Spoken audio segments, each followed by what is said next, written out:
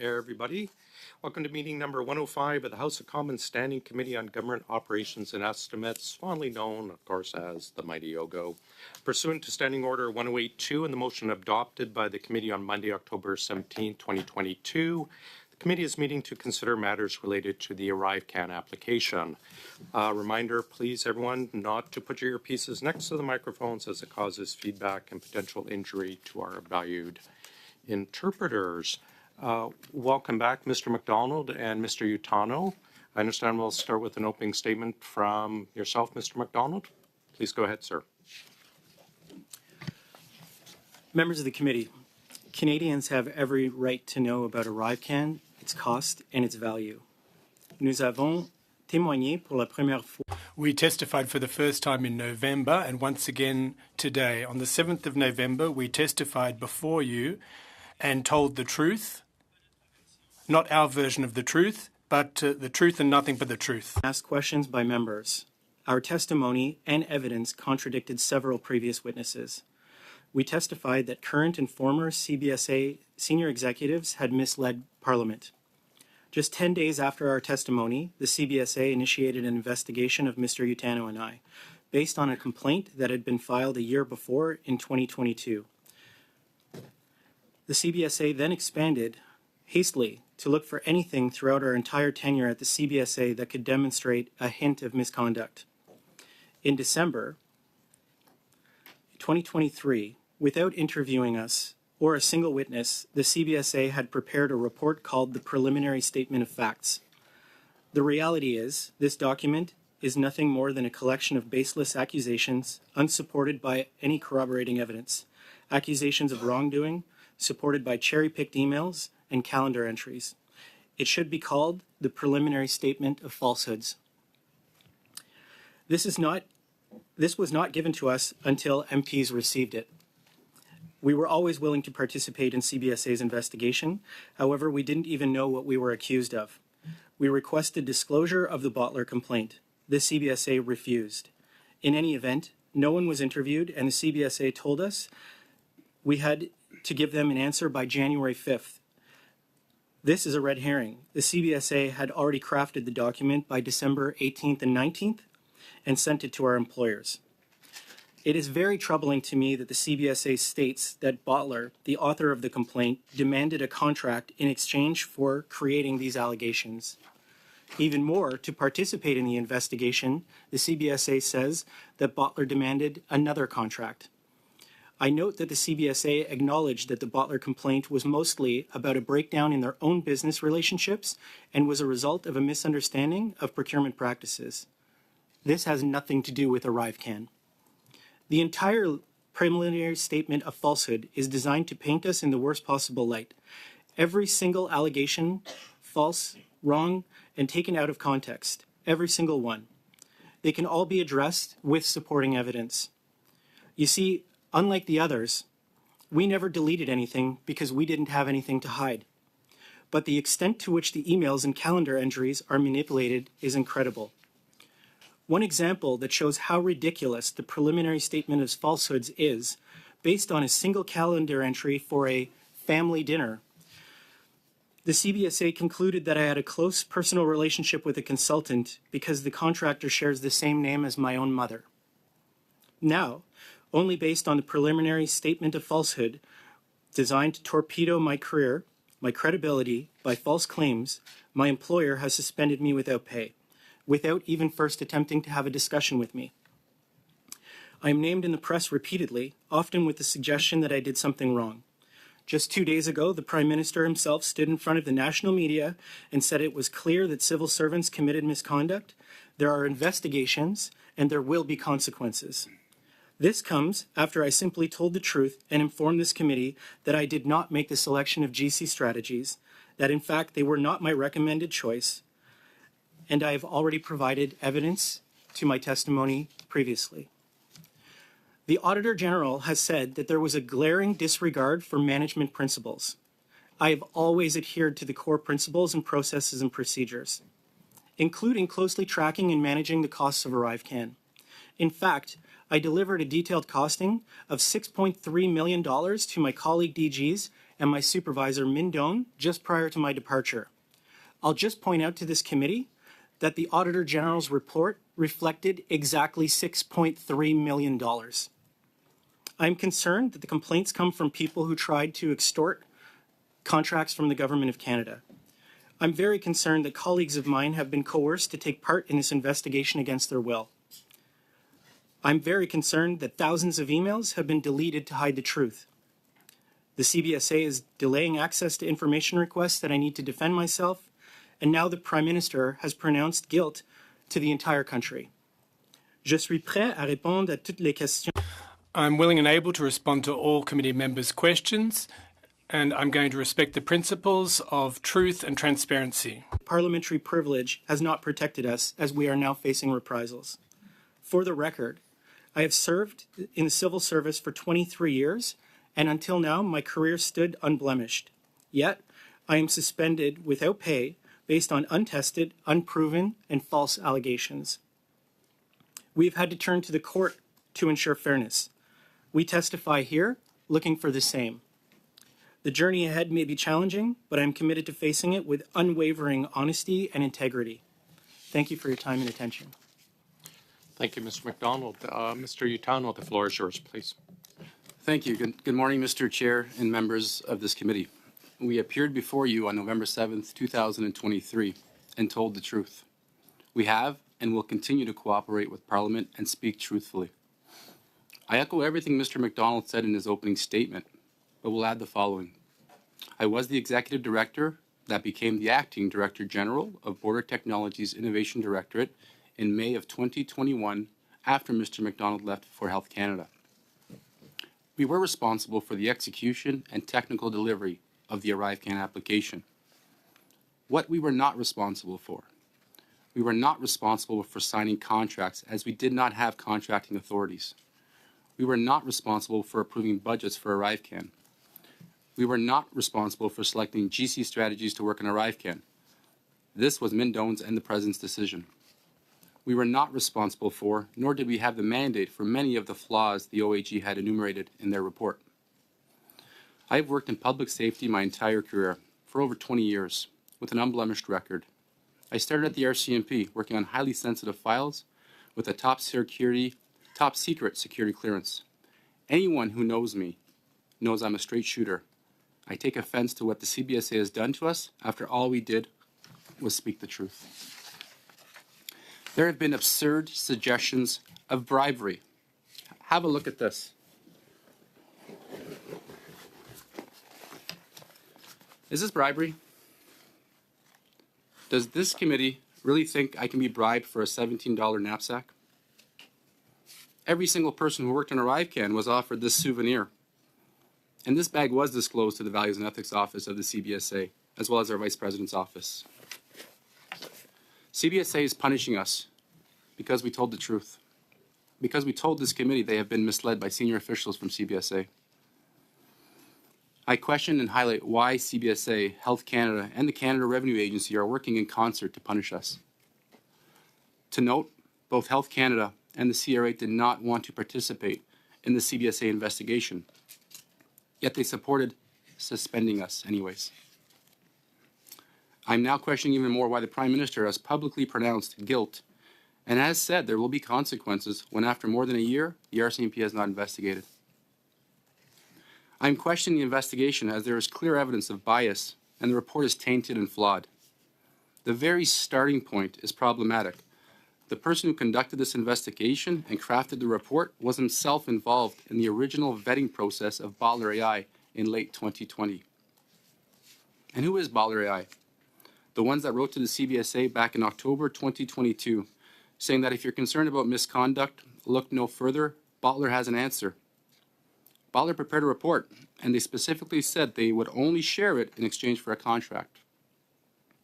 Furthermore, I find it interesting, in October of 2023, they told this same committee that the CBSA was at risk of extortion.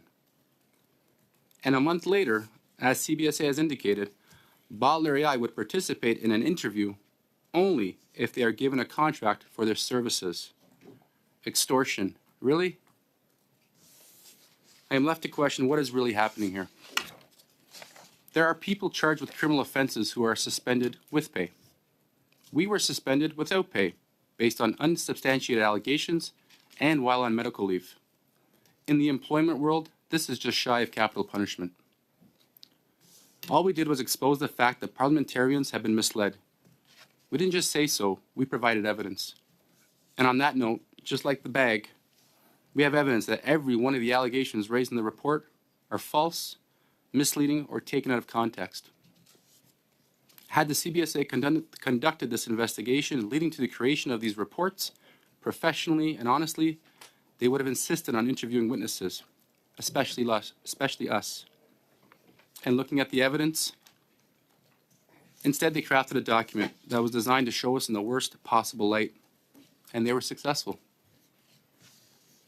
As a result of these reports, our security clearances have been pulled and we are suspended without pay. I understand that there are some members concerned that we spoke to members of this committee when we were contacted. But understand, we were trying to defend ourselves against the CBSA and our home departments, all three of which have the resources of the federal government targeting us. We are not even drawing a salary. Of course, we spoke to a committee member when they reached out, as we would have to any committee member who would have showed an interest. We've also had to turn to the court because the CBSA will not cooperate and disclose key information required to defend ourselves. The CBSA has acted unfairly, continues to act in bad faith, and have created a fabrication to distance themselves from any accountability. I am happy to take any of your questions. In closing, isn't it ironic that the people that are pointing fingers are the ones with the dirtiest hands? Thank you. Thank you, sir. We'll start with Mr. Barrett, please, for 6 minutes. In the Auditor General's report, she said, quote, "We found situations where agency employees were involved in the ArriveCan project, were invited by vendors to dinners and other activities," end quote. Mr. McDonald, were you invited to dinners, meals, or other activities by any ArriveCan vendors? Yes or no, please. If I was invited to any dinners or activities with vendors, I disclosed it to my supervisor. Question, sir. The question was, and I'll repeat it for you, were you invited? I'm telling you the truth. I had been invited, but Okay, that's a yes. Mr. Rotano, were you invited to dinners, meals, or other activities by ArriveCan vendors? At the time during ArriveCan, no. And if any... Were you at any time, before or after the ArriveCan project, at an event, meal, or activity with any of the vendors who were contracted by the Government of Canada to work on the ArriveCan project? So, Mr. Chair, thanks for the question. The short answer is I was at one dinner, and that was disclosed to my boss, and which at Mindone at the time. In fact, my boss was present. So any activities or suggestions of gifts or hospitalities were openly and transparently disclosed. You waved a bag around when you were making your opening statement. Did you bring bottles for any whiskey tastings that you were a part of? There are no bottles of whiskey tasting. Did you participate in any whiskey tastings that were sponsored or paid for by vendors who were paid by the Government of Canada for the ArriveCan scandal? Mr. Chair, this is a perfect example where things are taken out of context. And if I could, I'd like to address the minister. Series of questions. If you can answer the questions, I'm sure you'll have a time to get to those particular details.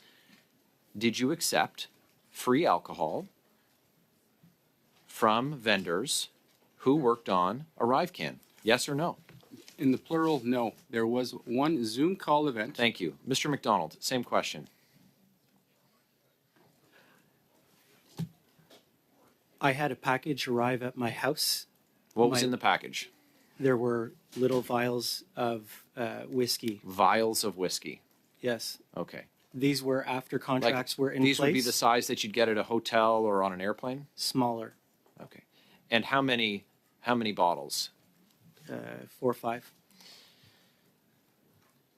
Like the bag. These were disclosed. What was the name of the professional standards office that you referenced, Mr. Rutano?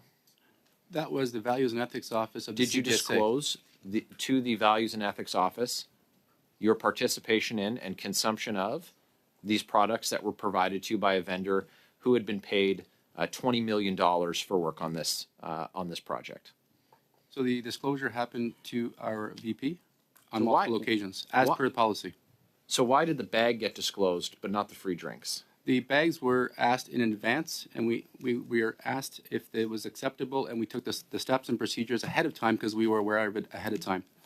The allegations and the development of this report you attended- insinuates that so we didn't follow procedures. We did, sir. Did you eat meals, snacks, or consume beverages at any time that were paid for by these vendors? And if so, which vendors? You're asking me? Yeah. So we did consume a shared platter. I had a few nachos and a couple of chicken wings and half a beer. You know the date?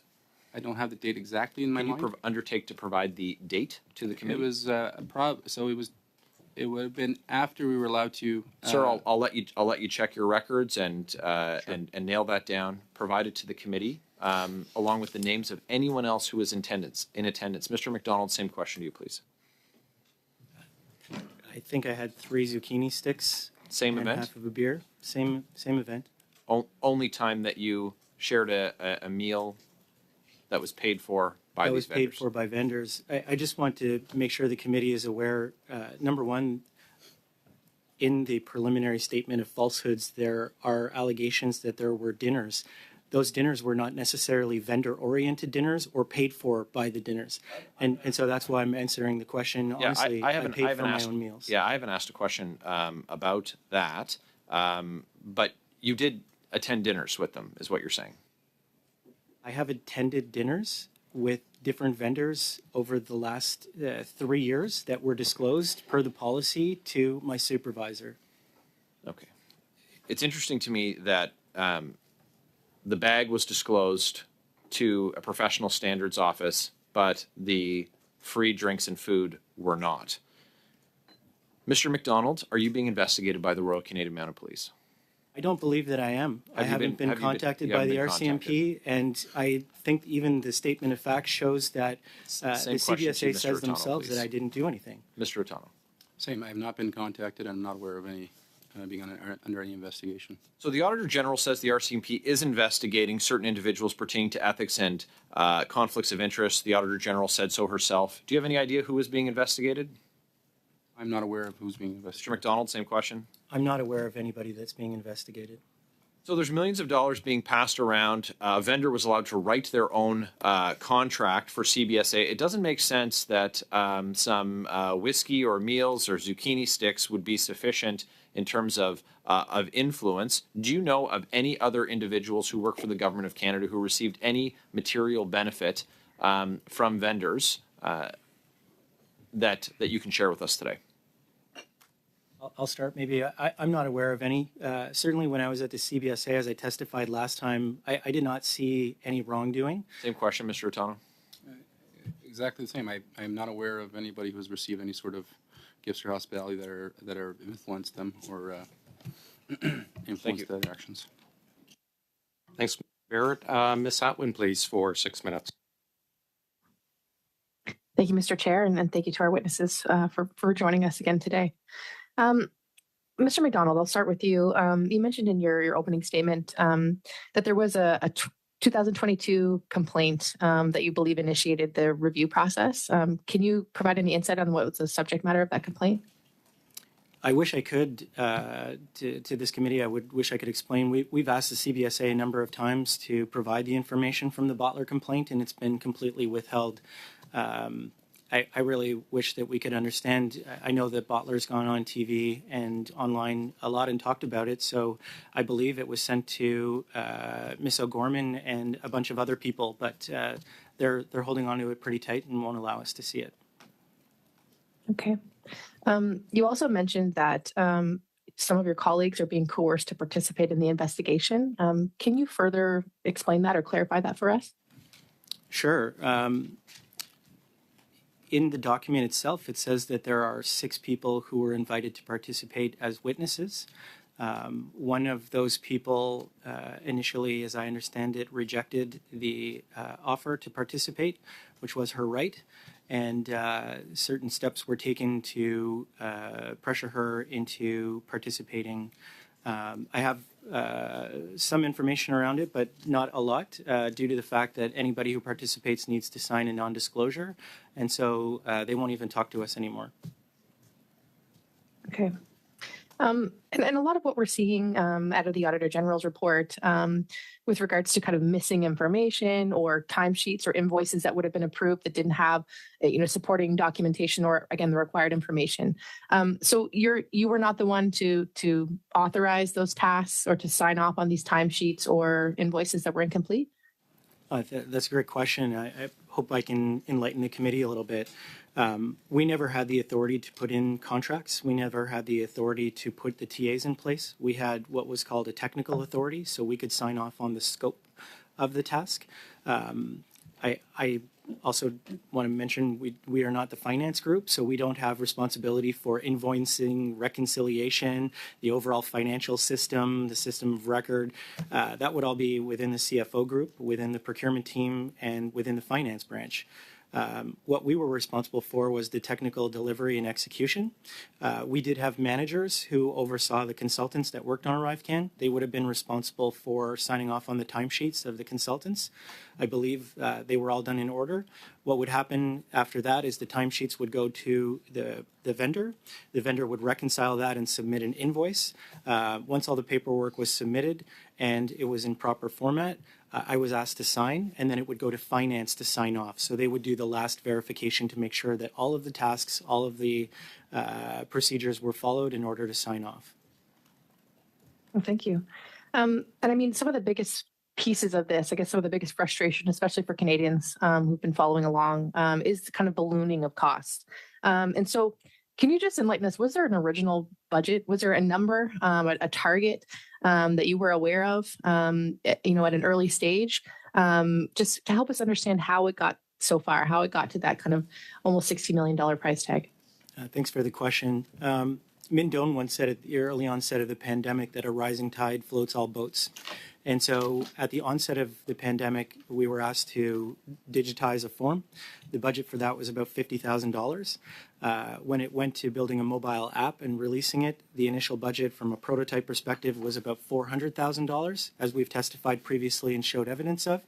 But there kept on being continuous change, and everybody started injecting their requirements.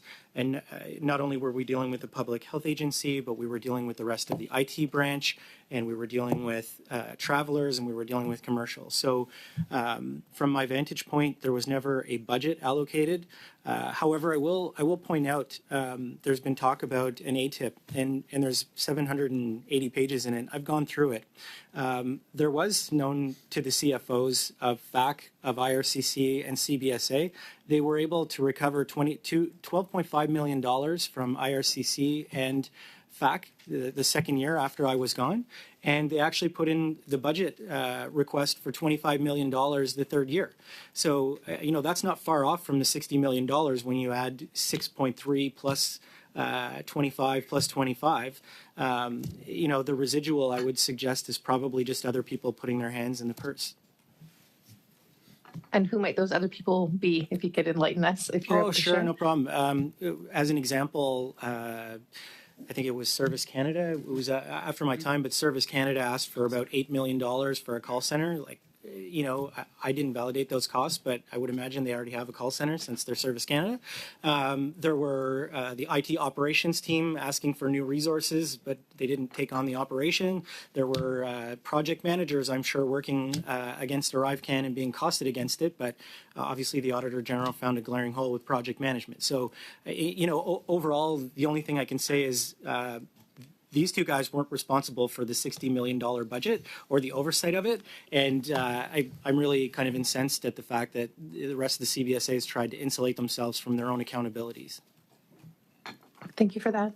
And Mr. Utano, I just have about 10 seconds kind of ticking down now. Is there anything you wanted to add to Mr. Barrett's line of questioning there? I know he's short on time as well and cut you off a little bit about the timing of those whiskey tastings or dinners? Thank you, Mr. Chair. Just quickly, real quick, please. The calendar items are and emails have been cherry-picked across 5 years, selected, and trying to do maximum damage in doing that compression of what are calendar items where most times were not even attended. But I just want to reiterate, We followed the policy. We did disclose to our boss, as well as for those bags specifically, values and ethics. So we did follow the policy and code of conduct. Thanks, Ms. Atwin. Mrs. Vignola, please. Merci beaucoup, Monsieur le Président. Thank you very much, Mr. Chairperson. Mr. MacDonald, in a letter directed to the committee last January, you wrote that when you appeared before the committee on the 7th of November 2023, and I'll just wait for you to put your earpiece in. So I'll start again. In a letter directed to the committee last January, you wrote that at your appearance before the committee on the 7th of November 2023, you informed us that we had been misled by senior officials, both current and previous, at the CBSA, insofar as who took the decision to award the ArriveCan contract to GC Strategies. Who misled you or us? Je vais essayer de parler en français. I'll take a stab at it in French, Ms. Vignola, if I may. But as I said in November at my appearance before you, the decision to award the contract to GC Strategies was in fact the choice of my supervisor, Ming Dong. I read the letters that the CEO of the agency were drafted for the CEO of the agency. It was Ms. Ming Dong and Mr. Ostowski, and I wasn't aware of actually what transpired. A third factor I'd like to mention, if I may. The CIO's office asked that that letter be sent to the current CEO, Ms. O'Gorman. So I don't understand, given that the question was asked of the three officials, that none of them were able to respond to that specific question. It was unbelievable. Who do you think those people were trying to protect? That's a good question. I thought of it from a different angle. I was thinking that perhaps they were trying to hurt us because we were the ones that made the decision. But as you saw from Min Dong's testimony, the first time he appeared before you, he said he had nothing to do with this, that it was his team. And that's where the buck stopped. Question, I'm sorry to cut you off, but in your opinion, they're trying to protect themselves. Is that my takeaway from this? Well, of course, and if anything else transpired, I'm not aware of it. Question, why did those individuals try to protect themselves? For what specific purpose? Response, well, honestly, in light of all the facts and that you have before you, it would seem that decisions were made by the previous CEO, Ms. Osalski, and apparently there are a lot of people who objected to that. Min Dong and Kelly McJossie got promotions in a non-competitive process, and Min Dong received a bonus as the Chief Technology Officer for Canada. And Erin O'Gorman maintains that she didn't understand anything. She wasn't there, and yet she went to great lengths to change things, but she wasn't responsible. Question, well, so folks were trying to protect their positions. Is that correct? That's what I take away from this. Okay, so in the same letter, you refer to aggressive stratagems that were used vis-a-vis Mr. Utano. Why is it you that informed us of these pressure tactics and not Mr. Utano himself?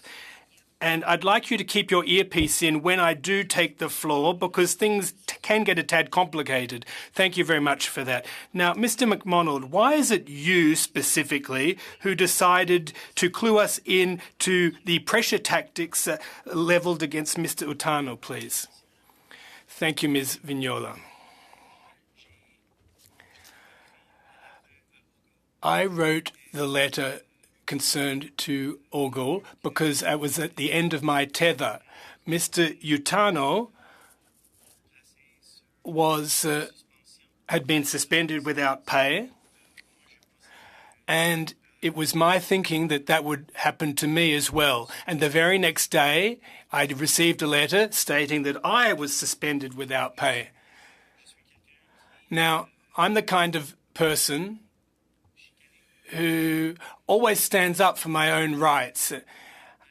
And I went to great lengths to get my hands on the evidence and be transparent and honest before this committee. That's highly important. So basically, when you informed us of this, you were trying to raise a red flag and sound alarm bells regarding something that was likely to happen to you. So by protecting Mr. Utano, you were trying to avoid that both of you would avoid being suspended without pay. Is that correct? Well, not exactly. We received a letter in the wake of our testimony stating that the CBSA had opened an investigation.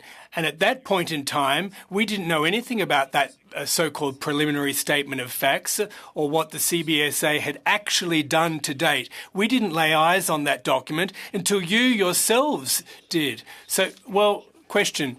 I'm sorry to cut you off. I don't have much time left. But you said that the document, the preliminary statement, that you didn't receive it at the time. But a member of this committee had the document, whereas no other member had the document. And that member said you were the one who gave him the document. So how do we reconcile those two the discrepancy in the relation of those facts? That's a good question. Well, apparently the for the CBSA to send the letter to the clerk of the committee, they were supposed to send it to us first. And it was perhaps a couple of days after that Mr. Brock asked to speak. He spoke with our counsel, and the report at that stage had not been submitted to members of this committee. There were only extracts that were submitted to the committee by way of demonstration that this document had not been professionally filled out. Well, it was a couple of pages, right, at the end of the day, these couple of lines. Well, our lawyer had an exchange with the member. It wasn't us. There were 300 pages, I believe, or more that were exchanged. So I can't give you any further insight to what I've just told you. But it was evidently not the complete document. Move on. Mr. Backrack, please, for 6 minutes. Thank you, Mr. Chair. I'd like to start, Mr. McDonald, with the claim that you were not interviewed as part of the CBSA investigation. And I believe, if I understand correctly, you stated that you were invited to be interviewed, however, only after the preliminary statement of fact had been sent to other people in the organization. Is that an accurate characterization of what you told the committee? To set the record straight, we had a few exchanges between the time that I was notified of the investigation being opened after my testimony and the January 5th, which was the last one. Those exchanges happened with my counsel where we were asking for information and disclosure. CBSA refused to disclose any information at all. January 5th was the final warning that we got, where they said if we didn't do it, they were going to close the investigation, which is part of the reason why we went to the courts, was to make sure that the CBSA couldn't close the investigation. But as we found out through the disclosure of the document, which would only happen because it was a production order from this committee, the CBSA had to share it with us. Otherwise, they weren't planning on sharing it with us at all. So we had absolutely no investment. We had one page that had 6 line items on it that said specifically the allegations were from Bottler from 2002, but they opened up the investigation, I believe it was 10 days to the day after I testified here at OGGO. Can I add to that, Mr. Chair? But did you receive a request to participate in the investigation?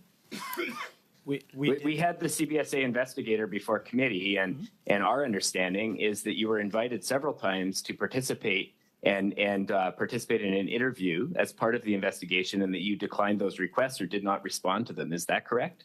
Well, actually, that's not correct. The first time that they emailed me, I'm actually on sick leave. The first time they emailed me, they emailed my work address. The second time they emailed my home address, we responded. We've responded, I think, 4 times totaling, saying that we would participate in the investigation. We have asked a number of times for them to disclose information so that we can prepare for the investigation and prepare for the interview. And we're happy to do that. We just want to have information with which to be able to come in and prepare and defend ourselves. And if I can add, Mr. Chair, can I please add to that?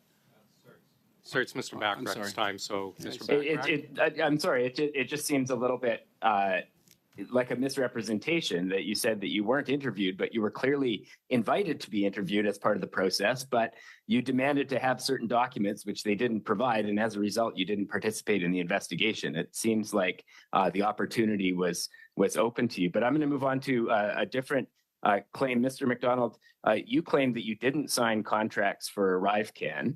Mr.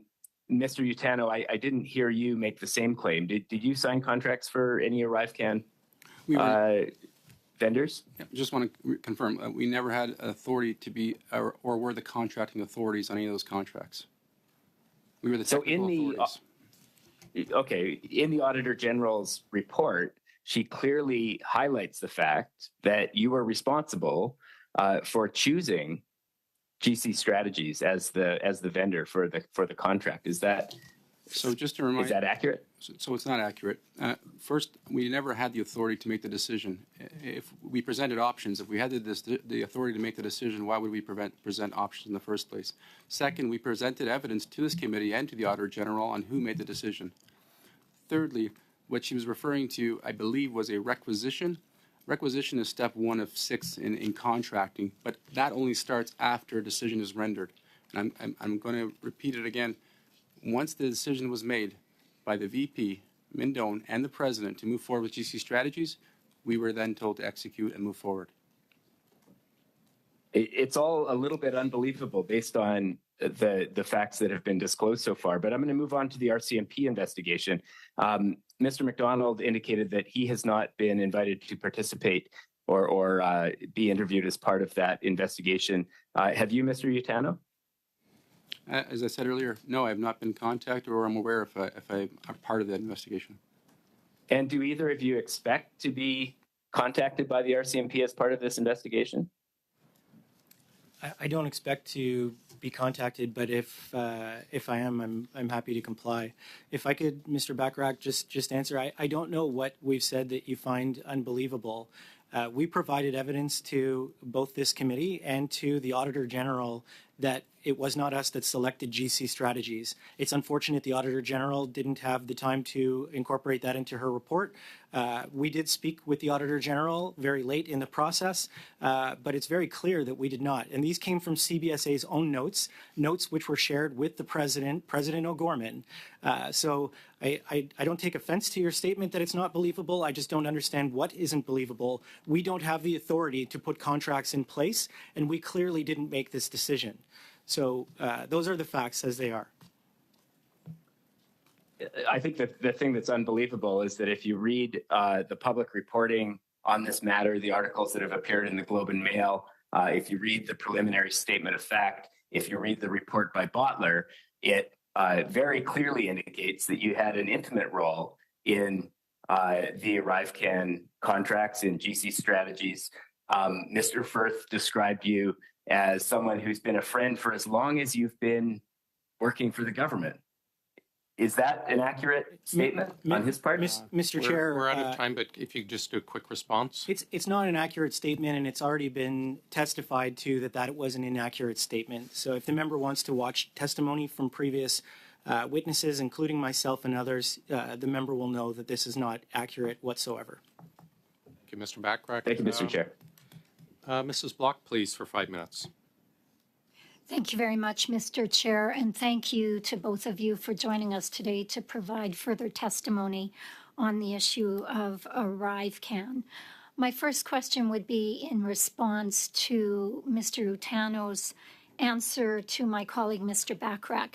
Did I hear you say that you were the individual who signed off on the contract requisition to PSPC for the first ArriveCan contract awarded to GC Strategies?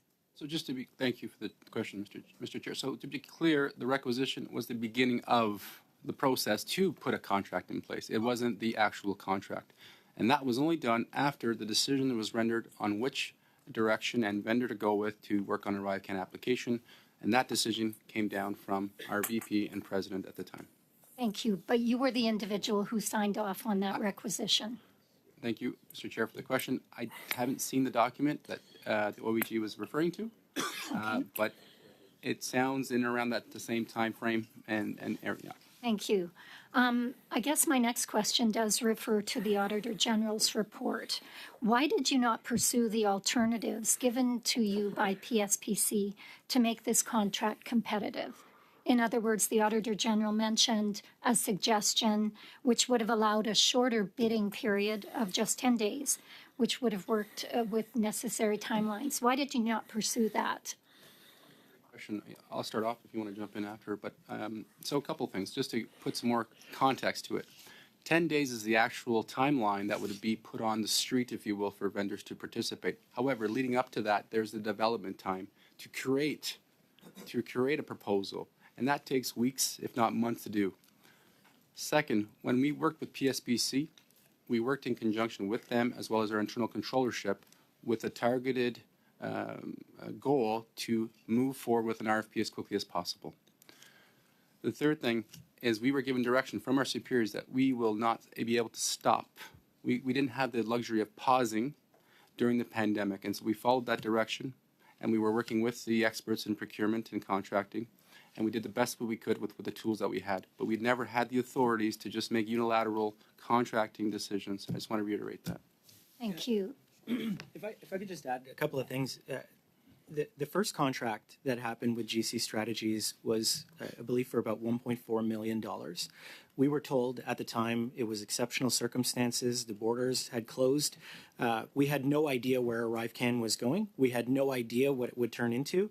And we were told, go get this done. We need to get something out there. So I have to admit, like, the CBSA, and I say it as an agency, not Mr. Utano or not myself, Right. but we did push back at PSPC.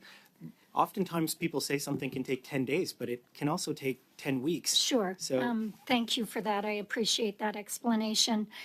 Mr. Otano, you just said something that has piqued my interest when you talk about curating a proposal. Who is responsible to curate a proposal? So as far as roles and responsibilities, I can tell you that as the acting DG or DG, we don't have that. We don't have the responsibility to write. We don't write RFPs. We don't do evaluations of submissions, and we don't select. Who vendors. does? Well, it's done in collaboration with the team. So there'd be Okay. there'd be technical authorities and others involved in that. So can you tell me who was responsible for signing off on the second contract awarded to GC Strategies for ArriveCan? yeah, maybe I'll start with that. So GC Strategies had met with the commercial branch and travelers branch. I wasn't part of it, and they did, they call it a technical bake-off, but there were two companies that were showcasing their technology. I believe it was commercial branch chose the GC Strategies and wrote a justification for national security exemption. That justification went to the CFO, Jonathan Moore, who then wrote a letter to PSPC seeking approval for the national security exemption. I provided this evidence to all committee members. In that letter, it actually states that they had a preferred vendor who had done work with Transport Canada, hence the commercial ties. So we took that on because we were the IT team.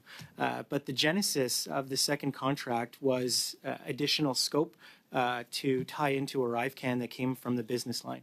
Thank you. And I guess my next question was who was responsible for signing off on the third contract awarded to GC Strategies? And a follow-up would be who would be responsible for documenting all of these contracts? The third contract, just to try and answer your question as quickly as possible, the third contract was for accessibility. I believe it was also done under the National Security Exemption banner, which provided PSPC and CBSA with availability to do a sole source. The reason that GC Strategies was chosen for the third contract was kind of like if you were adding scope to kitchen renovation. You're not going to go hire a net new contractor to come in, but you have to have a new contract for it. That's what PSPC said. The original two didn't have that in scope, so we needed a third contract. I hope that answers your question. Thank you. How much time do I have? You have minus 20 seconds. So Thanks. no- Mr. Baines, over to you, please, sir. Thank you, Mr. Chair, and again, thank you to both Mr. Utano and Mr. McDonald for joining us here today again. Regarding the statement, the preliminary statement of fact, did you provide or did you authorize your counsel to share the preliminary statement with any MPs prior to Mr. Lafleur's appearance? Not in full. Well, Oh, no, sorry. you Prior to pro- Mr. Lafleur's appearance, the first time or the second time, sir? the last appearance, his last appearance. I don't remember the date of when I received a copy of the preliminary statement of facts to juxtapose it against Mr. Lafleur. Once I had received the preliminary statement of facts, I made sure my counsel had it. In and around that time, I believe a committee member asked for information surrounding it, and I know both Mr. Utano and I said that it was acceptable, and we agreed that certain elements could be shared. Certain elements not in full. No? Okay. When you appeared last, you told the committee that this started off as a replacement for a piece of paper that cost about $3 each. When we think about the 60 million transactions or 40 million transactions on ArriveCan, I like to think of it as an overall cost saving for Government of Canada. Do you still stand by that past statement? Thank you for the question. I was surprised that the OAG didn't have an element of that in her report. I think all factors regarding the value of the app need to be considered. As I've said, GC Strategies brought in some really good consultants, and they did a good job at building the app while I was there. And I think the fact of the matter is she did express the fact that it was taking more than the quarantine time to be able to get provinces the information. There was also a cost to doing that. So from my vantage point and kind of having a background that understands how to count, I would say that there was definitely a cost avoidance. I can't say that there was a cost savings, but had they stayed on paper, it certainly would have cost more than ArriveCan did. From your testimony, you didn't have a model to follow when you built ArriveCan. As you know, the software app is not what the government usually purchases, which is commercially off the shelf, readily available to industry market. Like in these cases, the IP ownership is retained by the developer, but in this case, the IP is retained by the Government of Canada. Does the rapid development and IP ownership represent value in your eyes? Go ahead. Well, I think actually President Gorman came in and testified to that they did not throw away non-recoverable engineering costs in developing it. They're using it today. They're processing 300,000 passengers per month is what I believe the testimony was. The intellectual property belongs to the Government of Canada, and that was absolutely by, I'll say, a design, because we eventually want to get to the point where we have the abilities. And when we say we, our staff has the capabilities and abilities to develop and work with this technology moving forward. Okay, Mr. McDonald, I want to go back actually just one more time to quickly for the preliminary statement of fact. Before you share, when you found it acceptable to share it with members of the committee, which member did you actually share it with? Who reached out to you, or your counsel? Was it our chair or what? Like, No. Mr. Brock has reached out a couple of times and asked for information to have insight, and maybe I'll just make sure the committee is aware. Our door was open to anybody, and it remains open. So if anybody would like to speak or know more about what's going on, I'm happy, and I think Mr. Utano is. Some of that information is very personal. If you could please provide share the timeline of when you received the request and whom you received the request from members of this committee, and dates, if you can recall. If you maybe share that in writing, please.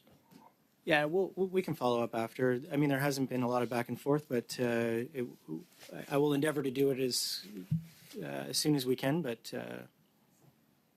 yep. Okay, and I'm going to continue on with another line of questioning here. Real brief, Mr. Baines. There was one thing I wanted to clarify. The opposition kept repeating that this was supposed to cost $80,000. Is this possible that this app could cost $80,000? No, the app could never have cost $80,000. The $80,000 was to build a digital prototype that moved paper onto basically an online form that could be used on a mobile phone. It was used to be able to show and demonstrate that you could digitize something, which is something the Government of Canada has been very interested in doing. And through doing that, it demonstrated there was a doorway to building an app. Thank you. Thanks, Mr. Baines. We'll go to Mrs. Vignola for 2.5 minutes, please. Merci beaucoup. Je vais laisser. Thank you very much. I'll allow the witnesses to put their e-pieces in. Thank you. Mr. McDonald, between 2017 and 2020, where were you working in the government? Moi, je travaille à PSPC. I was working at PSPC in real property. I was an executive director at the time in charge of project portfolios to do with building and construction. In other words, several billion-dollar budget for construction projects. And then I moved into information technology for 3 years thereafter. Now, just to refresh my memory, when did you in fact meet Mr. Firth for the first time? Monsieur Firth, le premier fois. Well, I met Mr. Firth around 2010 when I was working at Agriculture and Agri-Foods Canada. I didn't know him prior to that date. We didn't meet often. We didn't work together per se, and his company, GC Strategies, didn't even exist at the time. I changed roles a couple of years later, and I wasn't in project delivery. And thereafter, I completely left information management, and I had no contact with him for over 8 years. So in 2010, Mr. Firth was a shareholder, a co-owner of Corodex Systems Consulting. Is that correct? I have no idea. I don't know. I'm sorry about that. Most of the contracts that you mentioned were with Transport Canada in any event, as you mentioned earlier. Question. In the Auditor General's report, and this question is directed at both witnesses, how do you explain that among the 25 important updates to ArriveCan, there was no paperwork, paper trail, or the paper trail was incomplete? And as a result of that, the Auditor General concluded that out of 177 updates, well, that there was very little paper trail in regards of them. How do you explain that? Sir. I'm sorry, the translation cut off the last word. I think she's asking about testing. Could you repeat the last little bit, Mrs. Vignola? We're trying to get to an answer. Translation issue. Je vais attendre les So I'll just wait for you to put your earpieces in. problèmes de traduction. Faudrait mettre l'oreillette.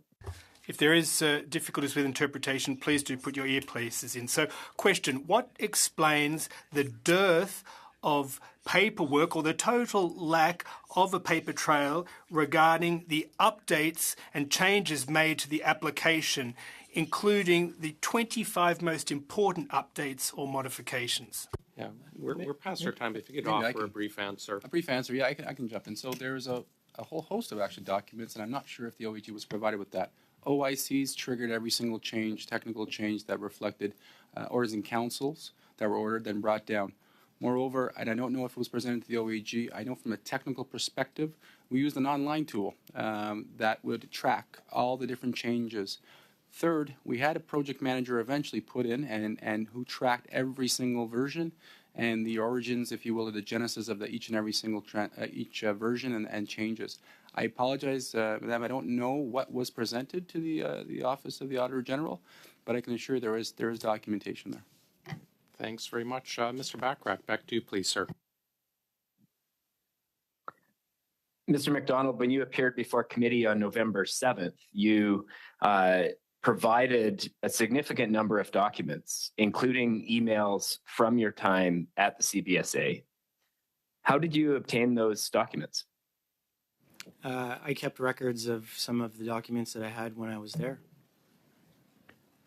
So at the time, you were no longer an employee of CBSA, but you retained emails from your time there? Were those emails your property, or were those the property of CBSA? You'd have to ask CBSA, but given the nature of what's happened, I'm pretty glad that I have them, because it seems like a lot of emails have been deleted, and I would suggest not maybe just Mindone's, but other people's too. So if CBSA thinks that I've done something wrong, they can add that to the preliminary statement of falsehoods.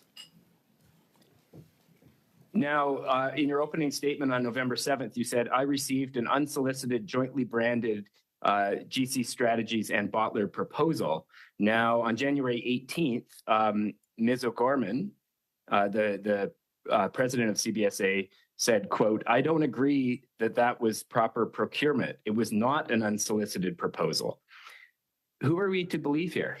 Well, Mrs. O'Gorman also said that she wasn't part of the investigation and was insulating herself, so I don't know how she has all this information with which to testify with when she says that she doesn't know anything, and she only got briefed when the PSF was created. So I think Mrs. O'Gorman has not told the truth a few times during her testimonies and misled this committee, to be honest. And, you know, whether you believe me or not is up to you, but I've come here, I've told the truth, I've provided evidence time and time again, and, you know, that's where things stand. I think we're at odds, Ms. O'Gorman and I, but, you know, given the situation and what's happened, I can only conclude that she's not telling the truth when she appears. We have Ms. O'Gorman, we have the Auditor General, we have the Bottler report, we have all of these things, and you're essentially saying that all of these people are not representing the truth and that the committee should believe you. I'm finding this a little difficult to follow how we're to understand all of these contradictions that keep popping up in the testimony. So that's fair. I mean, you read the preliminary statement of facts, so you will have seen that Bottler tried to get a contract not once but twice in order to just proceed with work with the CBSA.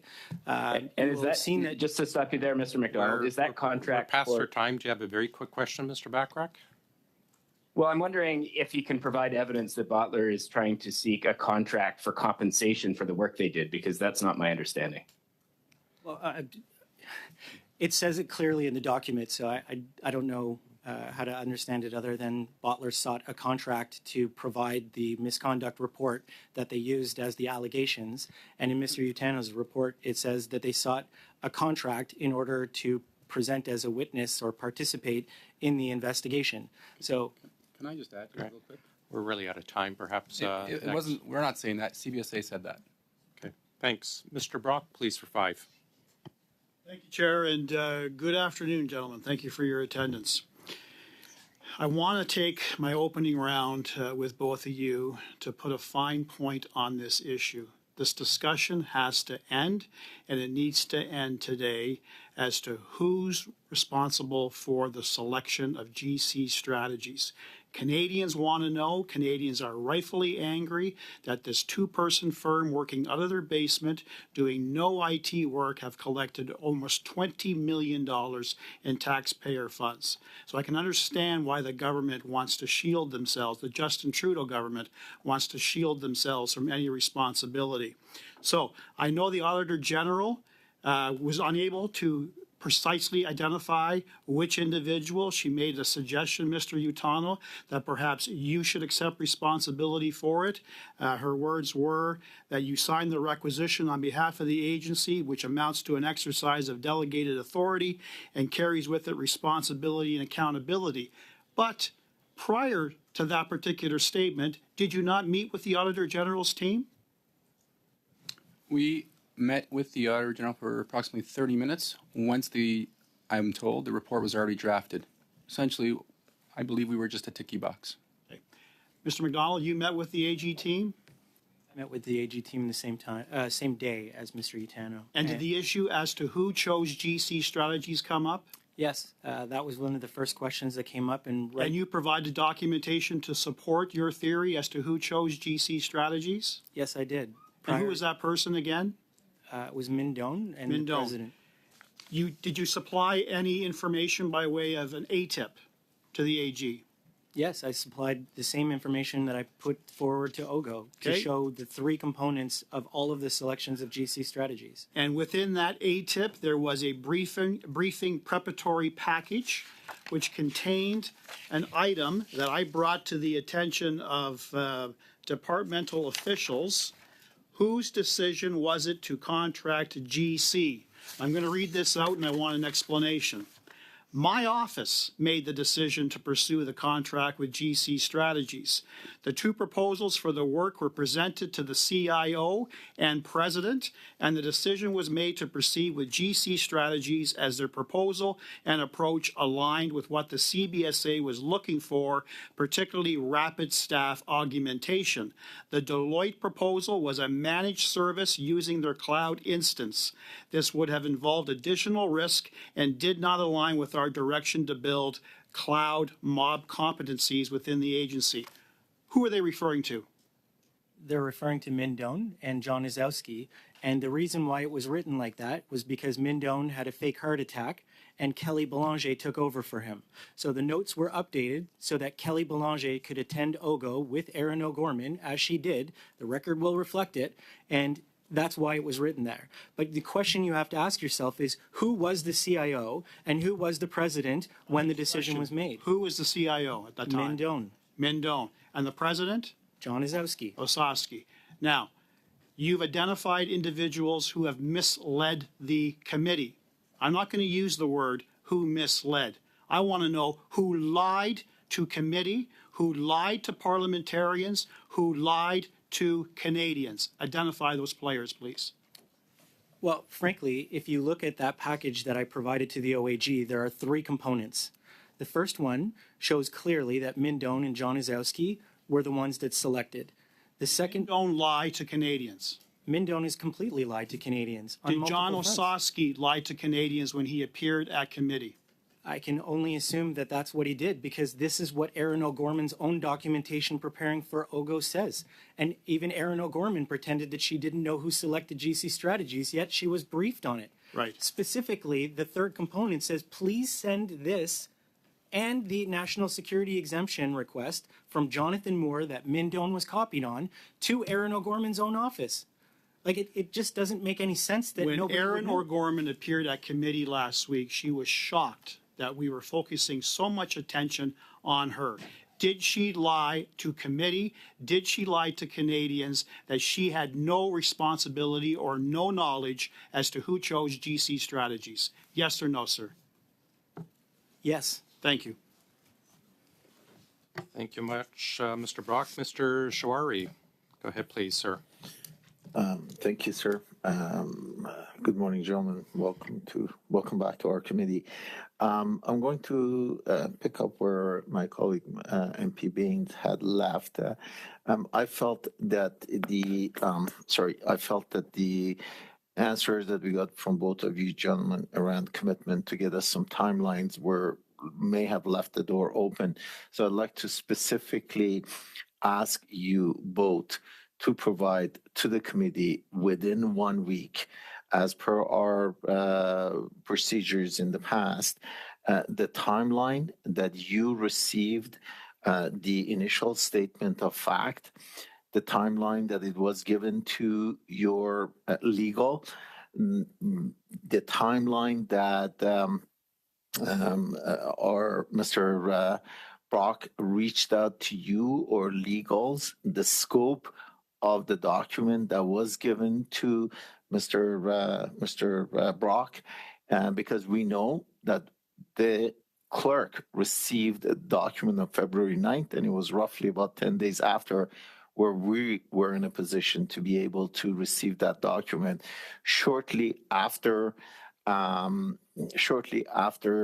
appearance of the CBSA investigator, and within hours after that testimony, receiving a letter from legal representative that says ignore everything, and please don't communicate any of the content to the public in a public way, which seems today we have completely disregarded all of those. So can you commit, both of you, and I want a yes or no answer, that you will provide all those timelines within 1 week to the committee? Yes. Mr. McDonald? Yes. Mr. Ritano? Okay, Yes. thank you, sir. Okay, thank you very much for that. Okay, so now let's go back. Both of you have referred to the initial statement of fact as initial statement of falsehood. Without getting to the detail, which I committed in the past, that I will not direct my questioning there. Where you believe the falsehood, around what parameters the falsehood is there? First of all, I want to say thank you for respecting that privacy. It's meaningful to both of us. It appears to us that somebody basically just went into our emails, and likely somebody who knew us, or consultations occurred, and really just started collecting things and putting things together with a narrative and a storyline that indicate wrongdoing. The entire document is couched with words that would not only make you believe something was wrong, but there's a could have or might have. These are not facts at all. And I just want to remind this committee that when Mr. Lafleur, who is not the lead investigator, but he is the director or executive director of the team, came, he admitted that these were allegations. Even Mrs. O'Gorman said that these were point in time. And so the kind of question is, if this is a point in time document, why did they decide to release it at that time to our bosses and have us suspended with pay? Why would Erin O'Gorman make a phone call to our bosses? That's not a formal thing to do when you're dealing with such a serious subject. How come there's no writing? How come there's no email documentation that shows what she talked about with our bosses? Fair enough. Thank you. Just wanted to understand, because the follow-up question will get into the detail that I've made a commitment I'm not going to talk about, to ensure the integrity of this process. Now, what are your thoughts about the AG report? Because the AG is telling us that there's a lot of document missing, and you specifically told us that as your role as a technical, both of your roles as a technical, you signed a lot of documents, such as the technical spec, and also timesheets and all of that. And the AG seems not being able to find that. And yet you seem to be in a position to be able to say, this application could have not cost $80,000. It's actually $6.3 million. And I thank you for at least bringing to perspective a number that we could ground ourselves around the development of this application. So with 15 seconds to go, can you explain to me what documents you can or cannot sign, and you have and have not signed? And Mr. Jari, we've been letting everyone run a bit longer, so I'll allow them a bit of time to answer your question more than Okay, 15 thank you very seconds, much, sir. Chair. Can I just one more quick point from the previous question, sir? The reason why we think there's a lot of falsehoods in that document is not at all accurate. It has no evidence, but it also doesn't take any context into consideration. There's timelines in there where I wasn't even at work.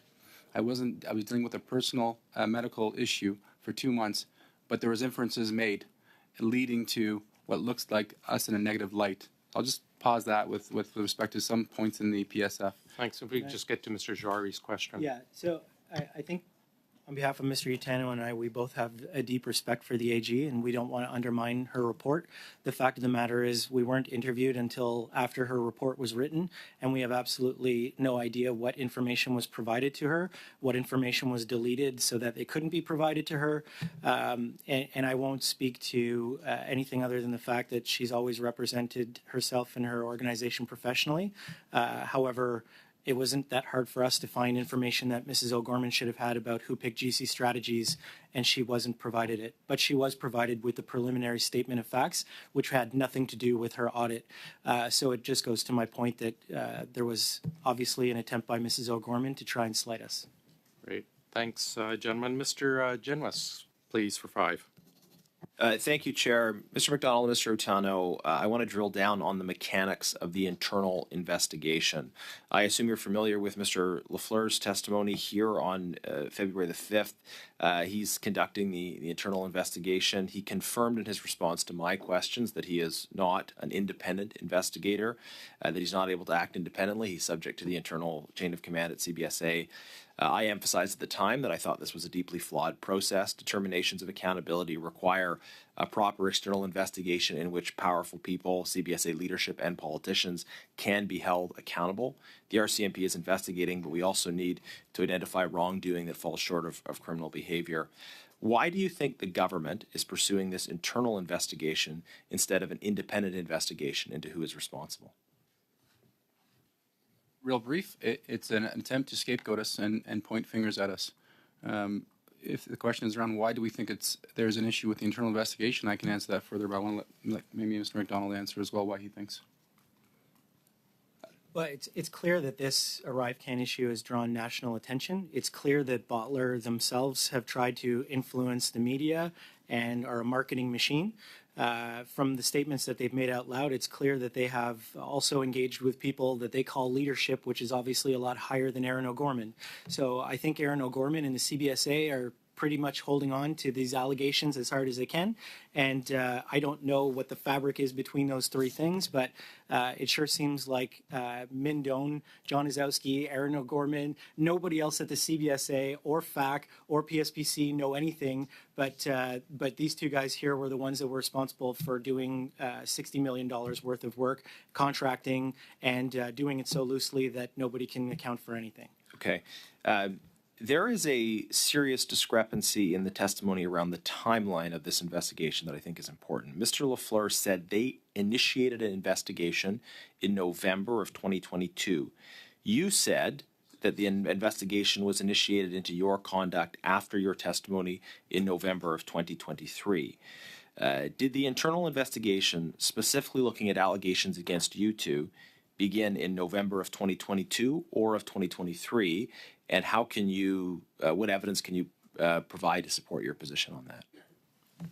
The document is protected B, but I believe it's my personal information, so I'll verify that I can share it. But I received a letter saying that the investigation for the Bottler allegations from 2022 was initiated 10 days after I testified here at OGGO on November, I believe it was the 17th, 2023. And mine said initiated. Mr. Utano said reinitiated, which just doesn't make any sense to us. Can I add some more clarification? So I learned this in 2023 November that something was opened and closed, and I believe Ms. Dutt from Bottler AI confirmed that she got a call from Pierre Lessard, our Chief Security Officer, saying the exact same thing that we told them in 2021 and the exact same thing that PSPC told them in the summer of 2023. This is a matter between you and your business partners, not the Government of Canada, and it appears to be a misunderstanding on how procurement and contracting works in the Government of Canada. So you have written documentation to confirm that you can share with the committee, I hope, as soon as possible, that the government telling you in November of 2023 that they were either, in one case, initiating or in another case, reopening an investigation. Because if you can supply that to us, that explicitly contradicts the testimony that we received from Mr. Lafleur. Just quickly, because I want to get to another question. But I can confirm it. If I'm able to provide it, I will. But the document says they are entering the fact-finding stage. Right. Which clearly goes. So if what you said is accurate and if it's supported by the document, it would very clearly contradict the testimony that we heard from the investigator.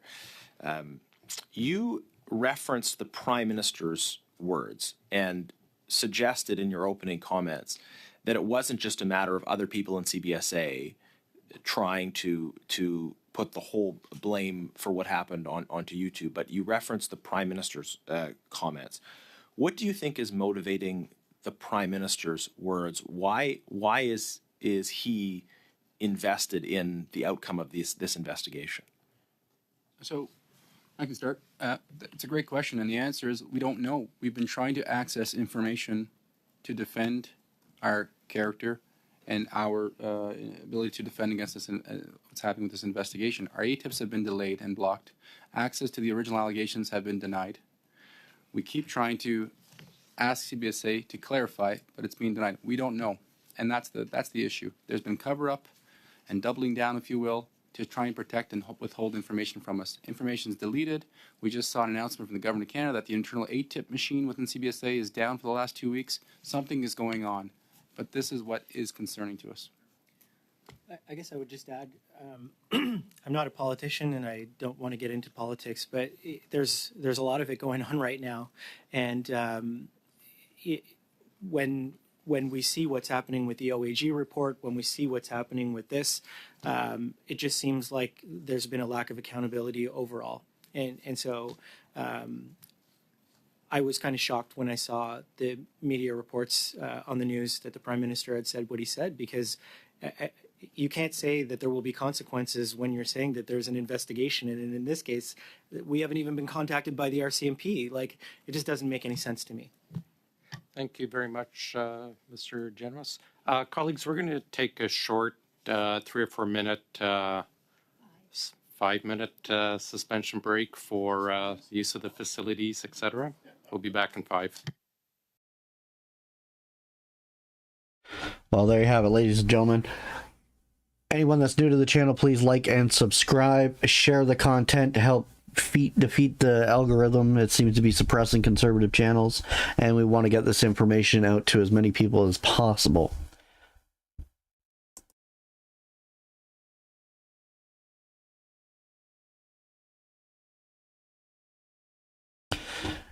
Anyone that would like to can help support the channel also by using the super chat and stickers option.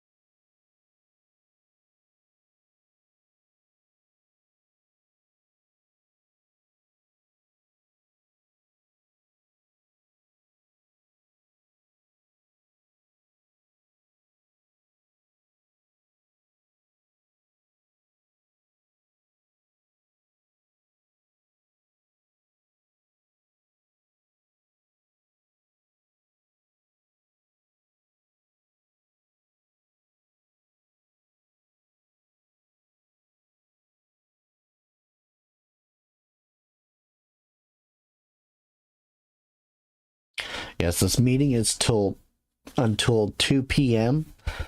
So it's like the perfect time for people to get their coffee, grab their popcorn, use the bathroom, and get ready for the second half.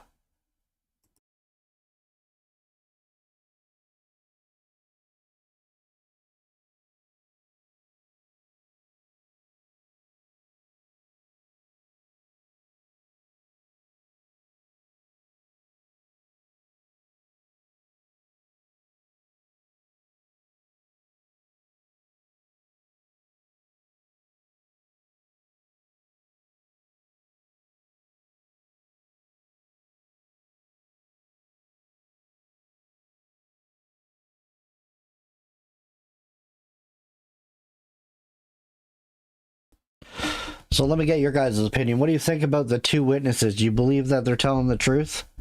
Or do you think that they're trying to set somebody else up?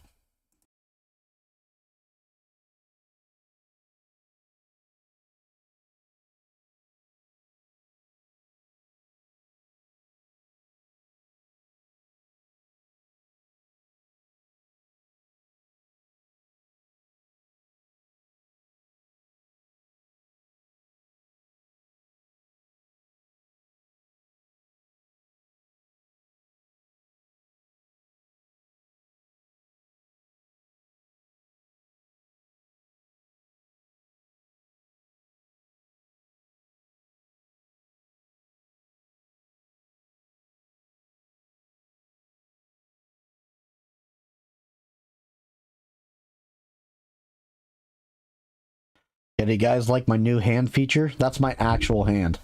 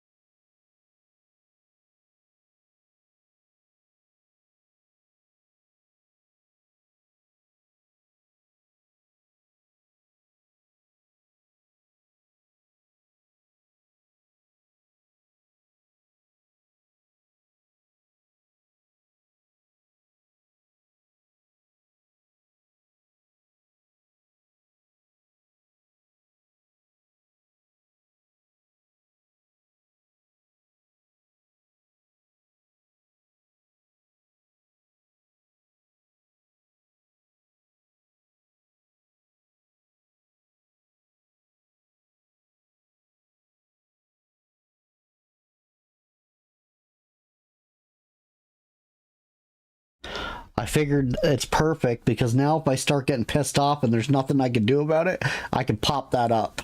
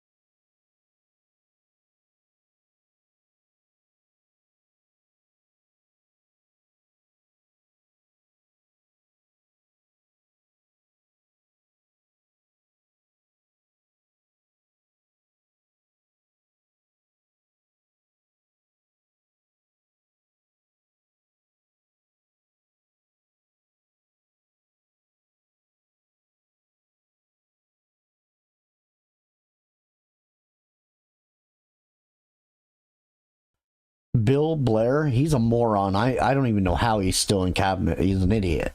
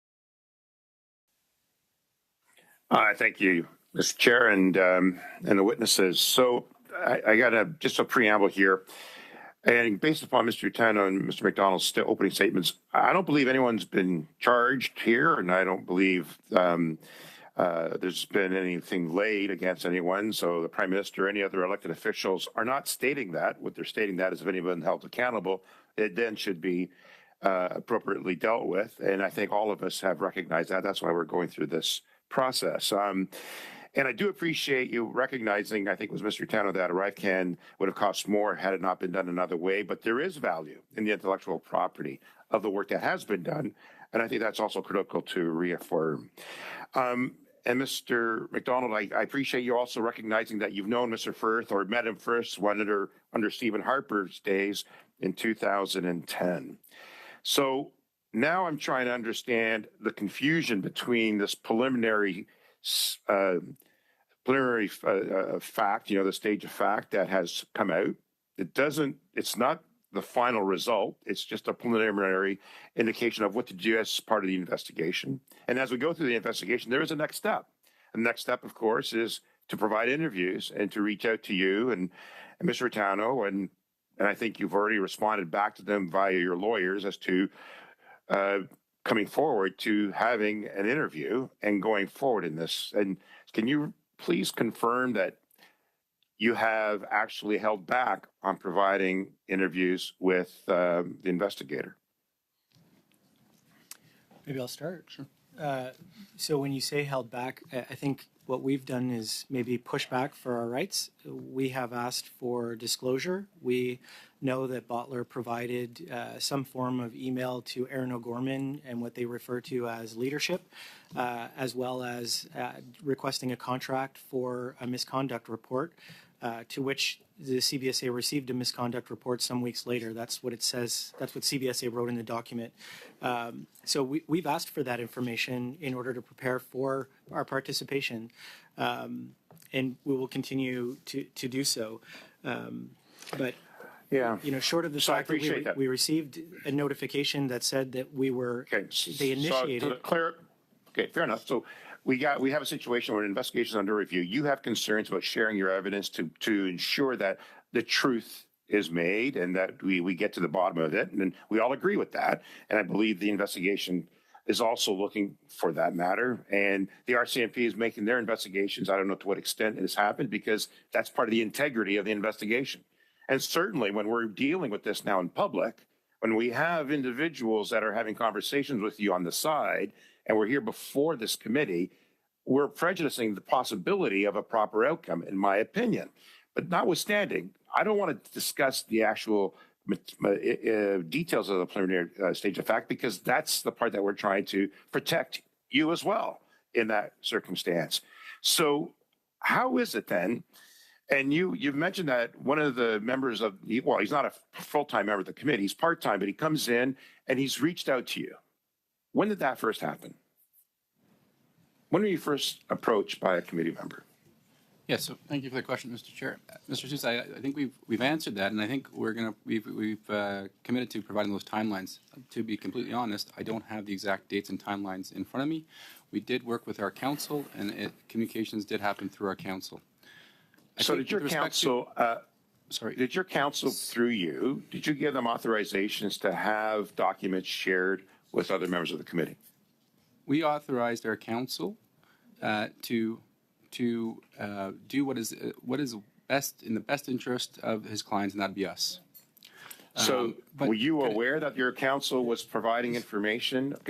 Obviously, you're telling me that neither one of you actually shared information with a member of the committee. What we have said is that initially there were elements of the report that were shared, and who shared the truth? Who shared them? Shared through council. So your council, so you did not have a direct conversation with members of the committee?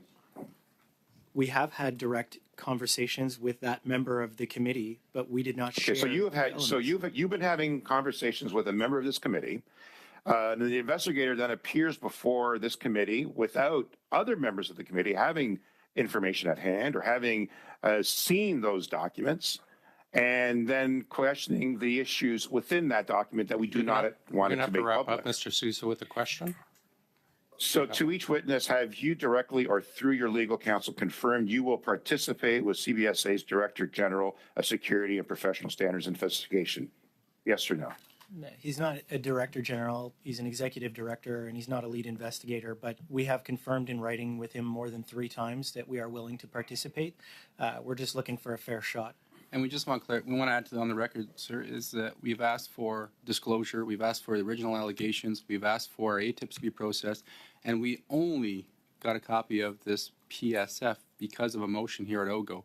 That was not disclosed to us during or before the request to come in for an interview. We've always articulated that we are ready and willing to participate, but let's have a fair and transparent one and have that disclosure as we've requested. Thank you, gentlemen. Mrs. Vignola, please. Merci beaucoup. Thank you very much, Mr. Chairperson. Mr. McDonald, do you know Mr. Kellerwhite? I don't think I do. Thank you.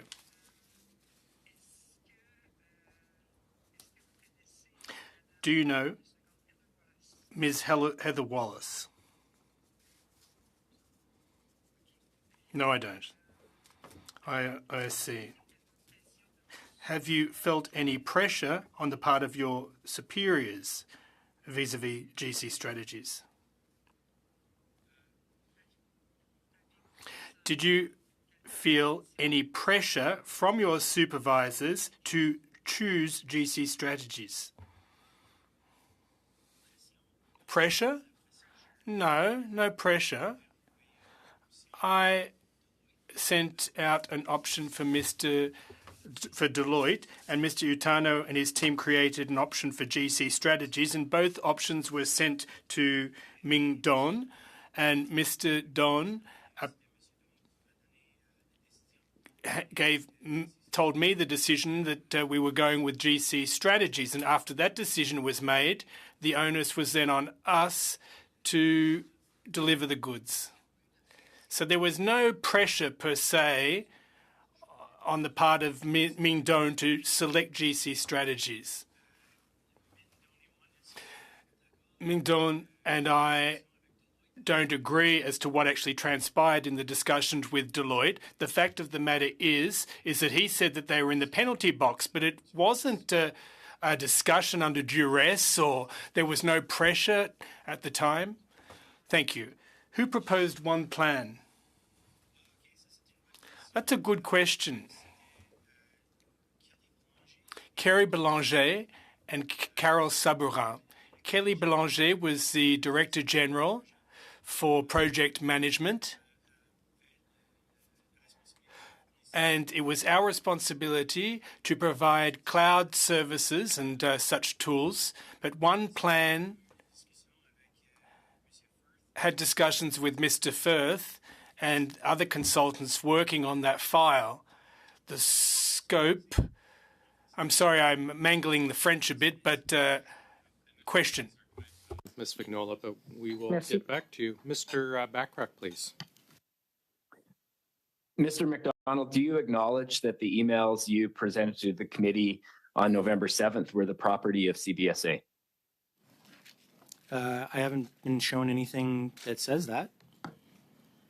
Were those emails that were exchanged during your employment at CBSA using When everybody else exchanged emails in their testimony, were those emails the property of the CBSA as well? When Mr. Doan testified after I called him a liar and proved it, he came back and said that he had found emails that were deleted apparently, but he was able to find them. The question was a fairly straightforward one, Mr. McDonald. Sure. Were those emails that were sent or received using your CBSA email account? Yes. Okay. And were those emails, do you acknowledge that those emails, because they were sent as part of your employment with CBSA, were the property of CBSA? Answer that question, Mr. Chair. May I answer that question? When an ATIP is received, we are to divulge our emails. That then becomes the property of the Government of Canada as a whole, or even the requester. They pay a $5 fee and they get access to all our emails. So at that point, that's a great question, but if an ATIP is processed and emails are released, who owns the emails? Well, the question was whether those emails are the property of CBSA, the emails that you brought to committee on November 7th. And because those emails were part of your employment there, they weren't yours to disclose to the committee. I guess my next question is, were you surprised then that your security clearance was revoked after that November 7th meeting? And was part of the reason your security clearance was revoked because you were disclosing emails that were the property of CBSA? Mr. Chair, may I can answer that. Our emails were released through ATIP requests.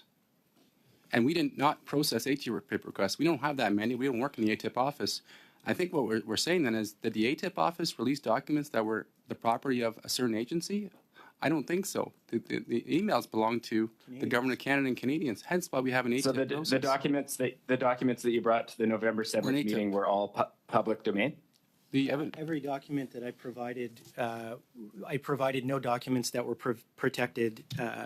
And furthermore, let's go back to the investigation, the letter that we received and the preliminary statement of facts, and none of it suggests that I provided secret information to jurisdictions that I shouldn't have. So I appreciate the line of questioning, and I'm happy to answer your questions. I will always tell the truth, but my suspension wasn't due to the fact that I testified at this committee and provided evidence as is being suggested. Okay, that is our time, Mr. Bachrach. We will go to Mr. Brock and then Mr. Kuzmierczak. So despite the unsuccessful efforts of my Liberal colleagues today and actually throughout this week to try to spin the narrative that Canadians received really good value for the $60 million wasted on this ArriveScam, we often hear that it saved lives, and there's really no empirical evidence to suggest that one life was actually saved, yet the Liberals continue with this narrative. And I think Canadians would actually prefer the independent voice of the Auditor General on the issue of value and not biased Liberal members. So I'm going to put that phrase to you in her report. The Canadian Border Services Agency's disregard for policies, controls, and transparency in the contracting process restricted opportunities for competition and undermined value for money. Emphasis, value for money. So the focus that I have for the amount of time I have left is to really drill down on the guess that the Auditor General made with respect to what this fiasco costs Canadians. It's almost $60 million, but that doesn't include the probably millions of dollars that were paid to the federal public service. So can you offer any suggestion as to how many millions of dollars on top of that $60 million was actually paid to the professional federal public service? I'll start with that. So with respect to responsibilities on the oversight of what this whole thing costs, that does not fall on the technical delivery teams. So to give you an estimate on what it costs to pay public servants, I don't have that answer, Mr. Brock. But you can confirm that federal public servants did work over the number of years that the 177 different applications of this ArriveScam was being rolled out. We did have federal public servants working, correct? That's correct. We have. Absolutely. Okay. And not just there's a cost. Not just within the agency, the CBSA, but we also have to look at PHAC and the other agencies. And then we're not responsible for providing that whole. Absolutely. Okay. And we don't know what that number is, but it's going to be more than the $60 million estimate. And we also have evidence from the Auditor General that there were actual millions of dollars paid out to contractors who did zero work on the ArriveCan, but actually unrelated work.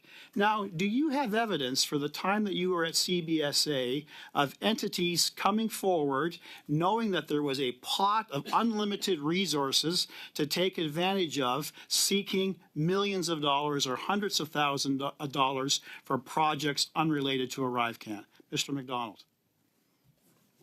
I don't have any evidence of wrongdoing, just to be clear. I think what I would say is that there were divisions, federal public servants who wanted to associate with ArriveCan so that they could get the funding that they needed to move their initiatives forward. Give me some examples, Well, there were a few in commercial. There were a few other in travelers.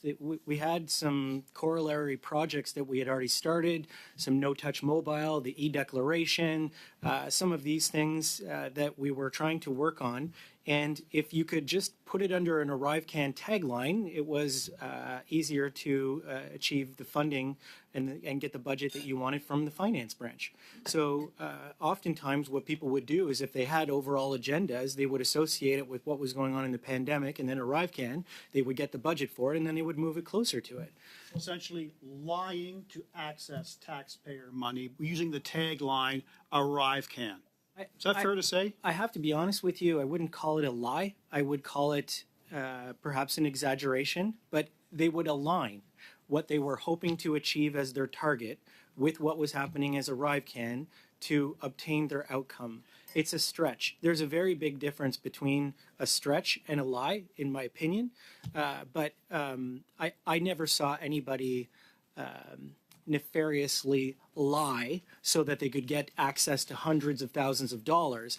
But let's say they were loosely coupled. Mr. McDonald, I believe in black and white. I don't believe in gray. Okay? If people are accessing taxpayer funds that has absolutely nothing to do with the ArriveCan application and development, they are misleading government officials to access taxpayer funds. I call that misleading. I call that an absolute lie. How many millions of dollars can you estimate was actually spent on individuals, organizations that you just described? I left after the first year. I wouldn't even be able to hazard a guess, but I would say the number would be higher than $1 million if you totaled it from my vantage point. Okay. That is that your my time? Thank you. Mr. Kuzmirchuk. Thank you, Mr. Chair, and thank you to the witnesses for your testimony. The challenge for our committee, of course, from the very beginning has been to separate what is fact and what is fiction. My grandma used to say, eat the fish, spit the bones. And so we're trying to separate what are the fish and what are the bones. So I wanted to ask you, our conservative colleagues continue to repeat that this was an $80,000 app that ballooned to $60 million. Is this true? No, it's not true. As I've said before, the prototype was about $80,000. To get an app was about $400,000. I really wish Canadians would understand what it costs to actually convert paper into digital in the timelines that we had. And this was included on 2 different mobile platforms, not to mention the changes. We went all the way to making the app mandatory and making it mandatory to submit it before you came into the country, to collecting sensitive information on a protected cloud, to making sure that it was protected in the first place. There's no way that this app would have been done in a weekend, as other people have tried to suggest. Mr. McDonald, how much did the app cost, the app itself? The app itself. I mean, ballpark figure. So we've left the agency since then, but ballpark between I'm going to guess between 12 million to 14 million for the actual app itself. For the app itself. Purely the rest of the cost is it fair to say, Mr. McDonald? Is it fair to say the rest of the cost above, let's say, the 10 to 12 million dollars was the back end supports, the data storage, the Service Canada call centers, all the things that make this system run? Is that correct? Yeah, yes, 100%. And in fact, prior to my prior testimony where I told you that Min put Deloitte in the penalty box, the data office was trying to go with Deloitte, and Min told them the exact same thing. And so half of those costs moved over to our side because it was all kind of oriented around cloud and storage and whatnot. So we bore a lot of those costs. But I mean, to think about the data pipelines, the security, the ability to do the back-end infrastructure, what we had to do at one point was validate that people had actually crossed the border. Because if you submitted through ArriveCan, the data was going to the province was checking on people, but if they never got on the plane, they were wasting their time. So we had to do verification checks to make sure that everybody who said they were coming across actually made it across, and then we would only send that data over. So let me ask you a question, because you mentioned, Mr. Utano mentioned 12 million, but I heard you say 6 million before. Can you clarify what is the cost of the app itself? The overall cost of the first year of operation that I was tracking, I left right after that, was $6.3 million. That included security, hosting fees, validation, independent reviews, the build of the app, etc. Okay. The deputy leader of the Conservatives stood in the House of Commons and said that the ArriveCan did no work. And I quote, "Is this true? Is this fish or bones?" It's definitely politics. From our vantage point, I think we can show that there were over 40 million transactions done on the app with the web mobile platforms. These were processed, they were passed on to FAC. And I do recall in the early days there were many studies that were done about the speed at which people could transact. Not to mention the fact that I've talked about the cost. I mean, they used to take the piece of paper and put it into a biohazardous bag, ship it in a truck to Ottawa so that people could manually enter it into a spreadsheet. So efficiencies, I think, were there, which was why the direction to proceed with an app and make it mandatory was the decision that was made by the government. Okay, thank you. I appreciate that. Question for you. This week, did you speak with Mr. Brock this week ahead of your testimony here today? Who are you asking? Both. Okay. Yes, we had a discussion with Mr. Brock. Mr. McDonald, can you tell me what you discussed with Mr. Brock this week ahead of your testimony here today? Mr. Brock wanted to know a little bit about what I provided to the OAG. He wanted to know what my thoughts were. He wanted clarification on the details around the office and who was the CIO. He wanted to confirm his assertion that it was Mindon who was the CIO and John Azowski who was the president at the time. I don't remember what else we talked about. Did he ever tell you, Mr. McDonald, did he ever tell you which questions he will be asking you ahead of time? No, never tell me what questions. He kind of indicated that he wasn't necessarily happy with some of the testimony of other people, and he really wanted to zero in on certain things to get to the bottom of where he didn't understand the connection point. For some of it, I wasn't able to answer it because I wasn't there anyways. So, not that it's difficult for me, but the answer. Oh, sorry. Okay. Sorry, we're just past. Ms. Vignola, please go ahead. Merci beaucoup, monsieur. Thank you, Mr. Chairperson. I'll continue with my previous question regarding One Plan. Who created the assignment forms for One Plan, please? The tasks, authorizations. Well, apparently there were meetings between Kelly Belanger's team and her executive director. I don't know if there were any other members of her team present. They discovered the scope of the task authorizations that would need to be performed. And I believe that it was us who signed off on the task authorizations as part of what was required to be delivered. Mr. Utano and I were not part of those discussions regarding the scope. Question. So you didn't put together the task authorizations. It was GC Strategies that looked after that, and that those task authorizations were part of an existing contract. Can you confirm or deny that? Je vais essayer de mon mieux pour... I'll do my best to respond to your question. In my opinion, it was Kelly Belanger's team and her executive director who raised the particular needs. We were the ones who used the contract. It was the third contract of its kind with GC Strategies that was used for that purpose. And if I recall, at the tail end of the discussion, given everything that was happening, we said that it was perhaps an opportunity to use the same thing for the accessibility component. But there was pressure from the Treasury Board Secretariat and the Privy Council office.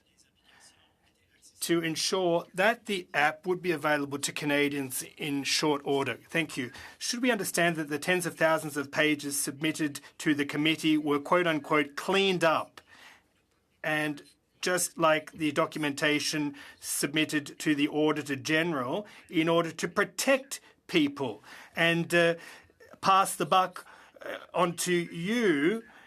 And we know that most of the complaints had to do with PSPC, or rather PHAC, and that there were whistleblowers, or rather the CBSA, that there were whistleblowers who were punished for having called out poor practices. Do you believe that the CBSA, when it comes to their contracting processes and contract management processes, should be placed under administration? Do you believe that the CBSA should in some way be put under administration? Je regrette, Madame. I'm sorry, Ms. Vignola. I'll try my best, but unfortunately things were cutting in and out in my earpiece. If I understood your question correctly, you're asking whether the CBSA should have the ability to provide contracts. No, that's not what I was asking. I'm sorry. Things were cutting in and out. Now, question. Evidently... Well, but you have someone more rounds up. Well, it's not my fault, I'm afraid, if there was a poor interpretation. Ms. Vignola, a couple seconds of my time if she wants to finish. Can we just suspend for a couple seconds? We'll check the interpretation for the gentleman, please.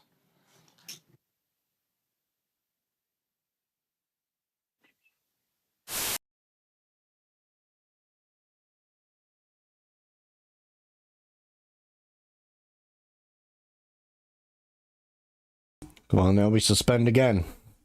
For any of you new to the channel, please like, subscribe, and share the content. So, I'll start my question from the beginning to ensure that you've understood correctly, and I'll speak very slowly. Should we understand that the tens of thousands of pages submitted to the committee were quote-unquote cleaned up, as well as the documentation submitted to the Auditor General in order to protect individuals and pass the buck off onto you and lay the blame squarely on your heads? I continue. We've understood from the Information Commissioner that most of the complaints had to do with CBSA. Moreover, we know that whistleblowers suffered retribution and retaliation based on the fact that they called out poor practices in the management of passports. All of that tied together, do you consider that the CBSA should be put under administration in some way or another? If you're able to do a brief answer, if not, I'm sure we'll get back to the next round. So the fact of the matter is that I couldn't tell you what documents were provided to the OAG or for these investigations, and I won't suggest that they were cleaned up or doctored. I wouldn't know. I was surprised that, the people that they're accusing of doing all of this work, the inventors of ArriveCan, if you will, as we've been kind of tagged through this investigation and everything, weren't even interviewed until the end. And my last comment would just be, I think it's pretty clear that tens of thousands of emails were deleted by Mindone. And if that's the case, then I don't know that the information could be doctored. It just was never provided. Thank you very much, everyone, for your patience. And sorry about that, Ms. Vignola, with the translation. Mr. Bachrach, please go ahead. Thank you, Mr. Chair.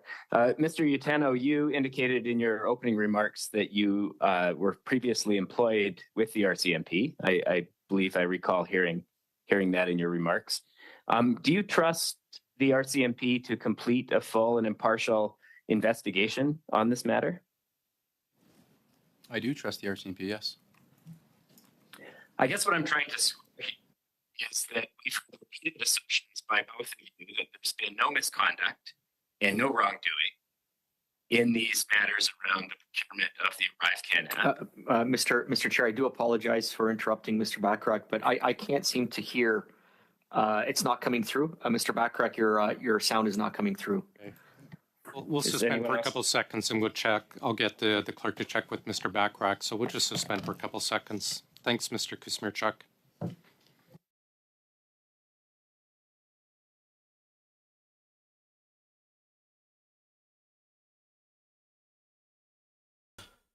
Like and subscribe, everybody. There'll be like 2 seconds.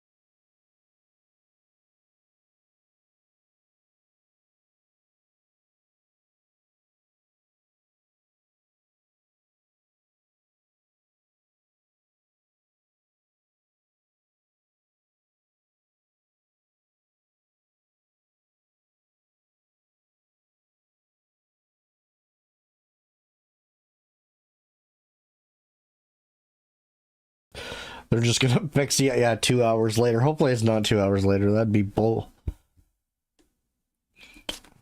Should only take a minute. Like, subscribe, share the content with all your friends on Facebook, Twitter.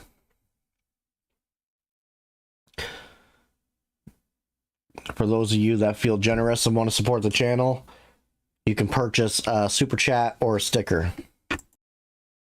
Been no misconduct and no wrongdoing in the procurement of the ArriveCan app, and yet we have the RCMP currently conducting an investigation. Are you suggesting that this investigation is unnecessary?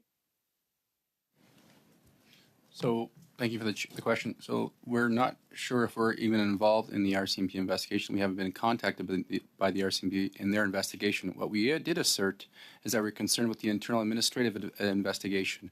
There is conflicts of interest, there's bias and missing context in all the allegations presented in the PSF. The RCMP did not create the PSF. Moreover, we have evidence of demonstrating that continuity of evidence was not even maintained. You've heard about the accusations around deletion of emails, and now you've heard also about information is being withheld. Never mind, the original allegation is still yet is outstanding, despite us asking for disclosure. This has nothing to do with the RCMP. Right. This is all to do with the internal administration that's being led by the CBSA. So yes, I do have severe concerns with the CBSA administrative investigation for those reasons. You've repeatedly expressed concern about the Auditor General's findings. You've expressed a lack of belief in the preliminary statement of fact from the internal investigation. You have trouble with the Bottler report, and yet the RCMP seems to think that based on what they've been given, there's a basis for an RCMP investigation here. I'm trying to understand, these two perspectives. One is nothing to see here, and the other one is lots to see here, very important, need to get to the bottom of this. How should the public understand that discrepancy? Jump in. Number one, I just want to clarify. Some of these are not easy to answer quickly, sir. We're not questioning the AG's findings. We're questioning the inputs. If the AG wasn't given the proper inputs, then she wouldn't be able to have the proper outputs. And I think everybody understands that. But we're not questioning her or her office at all. I want to be very clear about that. If the RCMP has something to investigate, both Mr. Utano and I feel they should be free to conduct their investigation. What we feel very strongly about is that the CBSA is trying to cover something up. They've doubled down, and they've created this false preliminary statement of falsehood just to basically destroy our credibility. They shared it with our employers when it clearly wasn't ready. There's clearly facts within it that are just so false and incorrect. It's unbelievable, and that's what we have a problem with. That's why we went to the courts, Mr. Bachrach. Just to be clear, we're not asking for the investigation to go away. We're asking for an independent investigation because we don't believe the CBSA is capable of doing one. Thank you. Thanks very much. We have Mr. Barrett and then Ms. Atwin. Go ahead, Mr. Barrett. In response to a previous question, you said the app cost $6.3 million. Was that at the conclusion of your time at CBSA, or are you saying that that's the cost of the app? Thank you for the question. That wasn't the answer I was trying to give for the cost of the app. The $6.3 million was the aggregate cost that I was tracking over the first year, which is what the OAG put in her report. Increased by tenfold in the following year.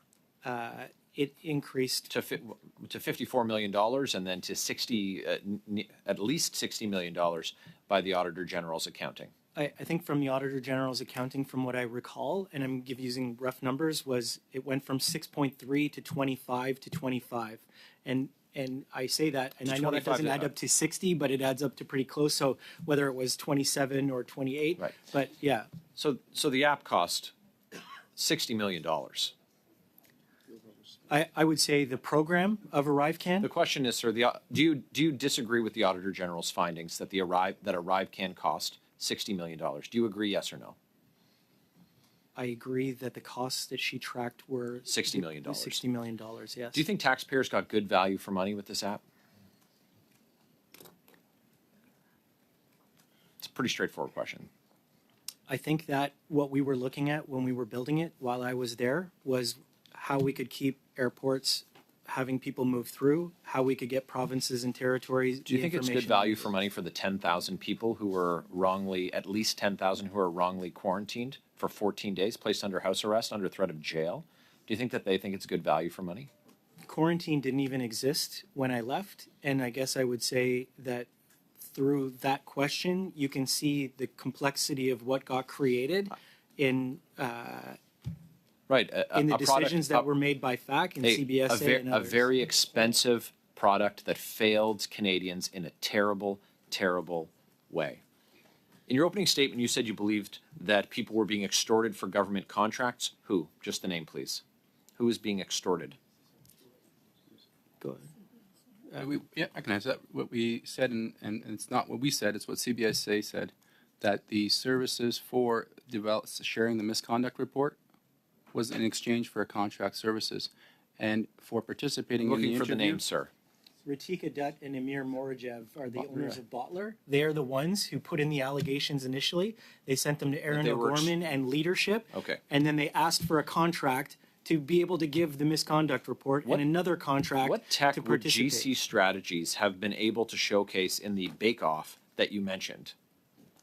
Thank you for the question. I wasn't there and I'm not 100% certain, but I believe there was a company in Ottawa that they partnered with that was huge into data and analytics and had done some work at Transport Canada. And so there were two companies, and I think they showcased what they were capable of doing and what they had done before. Raise red flags that you have a company there showing off another company. So if GC Strategies was making 30% on $20 million, which, as I pointed out yesterday, with some quick math, is enough to hire 10 full-time public servants for 25 years, that $20 million contract. So GC Strategies making 30% on a $20 million contract to make introductions. The introduction was made. These guys are using Google searches. Did no one see that using a company, a middleman that's cutting 30% off this, did no one see that was insane? Maybe I can opine in here. So with respect to skill sets and the costs, we are, the public service and servants are not Lego pieces or interchangeably used in the same way. For example, we did reach out to CDS, which is the Canadian Digital Services, looking to leverage a program where we would bring in expertise. The annual cost would have been $400,000 per person, plus the EBPs, the employee benefits. The skill sets are not interchangeable or... We're out of time there. Who has deleted records related to ArriveCan? So the reports that we've seen in the media have pointed to... Do you know of anyone? Can you assert, and if you can assert, that anyone has deleted records? I just need the name. Yeah. I'm very short on time. Just a name. Mindone has deleted emails, and we did not have our accounts locked down until after we testified, and we are very concerned that our emails have been deleted because they won't give us records of who's accessed our emails. So would you say this is a cover-up? I believe there's the potential for it, and all we've been trying Why? to do is seek Why- justice and fairness and transparency. Why do you think that there's a cover-up? It's a great question, and we want to know as well. And we've been asking for information and disclosure. If we have the time, I told you guys about Mindone threatening me, and nobody did anything. Kelly Belanger was nowhere to be found in the OAG, keeps on saying that there was a lack of project management. Her husband was convicted of sexually assaulting young girls, got convicted and went to jail, and she wasn't around. I had been asked, and Mr. Utano had been asked to help her out while she was gone for family problems. Erin O'Gorman didn't do anything when she found out that I was threatened. Mr. Doan had threatened somebody else and been docked pay, so she knew there was a pattern of this behavior. Like, when we talk about why there would be a reason or a separation, I never had any problems when I was at the CBSA. I got asked to go to Health Canada because of my record at the CBSA and my record previous to it. So I don't know. Neither does Mr. Utano, who had a spotless record. We're just trying to get the right information. We're trying to have transparency. And now, after everything that's happened, we want independence from what the CBSA has done. Because you don't trust the Trudeau government to review their own scandal. That is our time, gentlemen. Thanks very much. Ms. Atwin, please go ahead. Thank you very much, Mr. Chair. And just right off the top, for Mr. Utano and Mr. McDonald, are you able to table the communications between you and your lawyers and CBSA regarding the claim you made, the claim that you would meet with investigators? So not barring any disruption with respect to solicitor privilege, we can take that back and take a look at it for sure. Okay. And I've got an article here. It's from the Globe and Mail. Our media friends have been following this very closely. And so this is from an October 4th article entitled RCMP Probes Alleged Misconduct in Outsourced CBSA Contract. And this is a quote from it. Those recorded conversations show Mr. McDonald directed Bottler in February 2020 to please work with Christian and let Christian work his magic. The conversations also reveal that Mr. Firth described Mr. McDonald in November 2019 as a friend and said, I've been with him his whole career in the government. Mr. Firth referred to various senior public servants as friends. Mr. Firth also urged the two Bottler entrepreneurs to single out Mr. McDonald for praise when meeting with other senior government officials. So Mr. McDonald, do you have a response to that? How did you feel reading that in the media, and how would you characterize that as truthful? I would characterize it not as truthful at all, and cherry-picked information from Bottler, who was apparently recording everything that everybody does and then decides to put in misconduct reports 2 years after their failed business dealings. Number one, I don't think the member was here when I first testified, but I did explain, and I went through a whole critical path of timelines. I held up a big piece of paper and I explained that when Bottler says that I tried to pressure them, there was no chance that that could be the case because, number one, I wasn't the client. Number two, the decision to go ahead with Bottler didn't happen for almost another year after that. Number two, in terms of Mr. Firth knowing me my entire career, it's false. He clarified that he knew me his entire career, and I've already explained the timelines and dates of when I knew Mr. Firth, and we didn't have a close personal relationship whatsoever. I've met him 3 times out of an office, and half of that was during a pandemic when you couldn't go into an office in the first place. In terms of singling me out, because I'm trying to answer your question very, very directly, I don't know why Mr. Firth would do that. I didn't ask him to do that, certainly. I wasn't part of that conversation. I wasn't videotaped or recorded or whatever that is that Bottler does as part of that. And I won't speculate, but I never asked Mr. Firth to do anything. And, it's unfortunate, and I didn't like it at all. And I think the reporter's aware that I didn't appreciate the report. But it happened, and I'm dealing with it as best as I can. Thank you. Thank you for that. And the reason I started with that was because that's really what's initiated so much of these past few months in our committee testimony and hearings. And so, was there misconduct in the procurement process, as far as you know, under you at CBSA during the time for the ArriveCan development? Thank you very much. If we start with the Bottler allegations, I believe PSPC has reviewed this. I believe they did a legal assessment and they told Bottler that this was a private sector matter. And I believe CBSA, through Bottler's own testimony, told Bottler the same thing. So I hope that clears that up. With respect to the Auditor General and the Procurement Ombudsman report, with respect to my time and tenure at the CBSA, I don't think I was named as having done anything wrong. I don't think any public servants from the procurement ombudsman were named as doing anything wrong. So I don't know of any wrongdoing. I certainly did not witness any, and I wouldn't have stood for it if I had have seen it. But frankly, maybe I'll pass it to Mr. Utano for the other 2 years that ArriveCan was there. But from what I understand and the reviews that were done, there were some questions between contract 1 and contract 2. I've clearly stated we were responsible for contract 1. Contract 2 was the justification was written by the business. It was signed off by the CFO. It got sent over to PSPC and was signed off, indicating that they already had a contractor in mind for that work. Contract 3 would make no sense to go with a different vendor. As I explained, it doesn't make sense to hire a different plumber to do more work in your bathroom than you originally engaged, but PSPC did insist on a new contract. So I'll leave it at that because that was the only thing I was there for. Mr. Utano? Thanks. So I did not witness any sort of misconduct.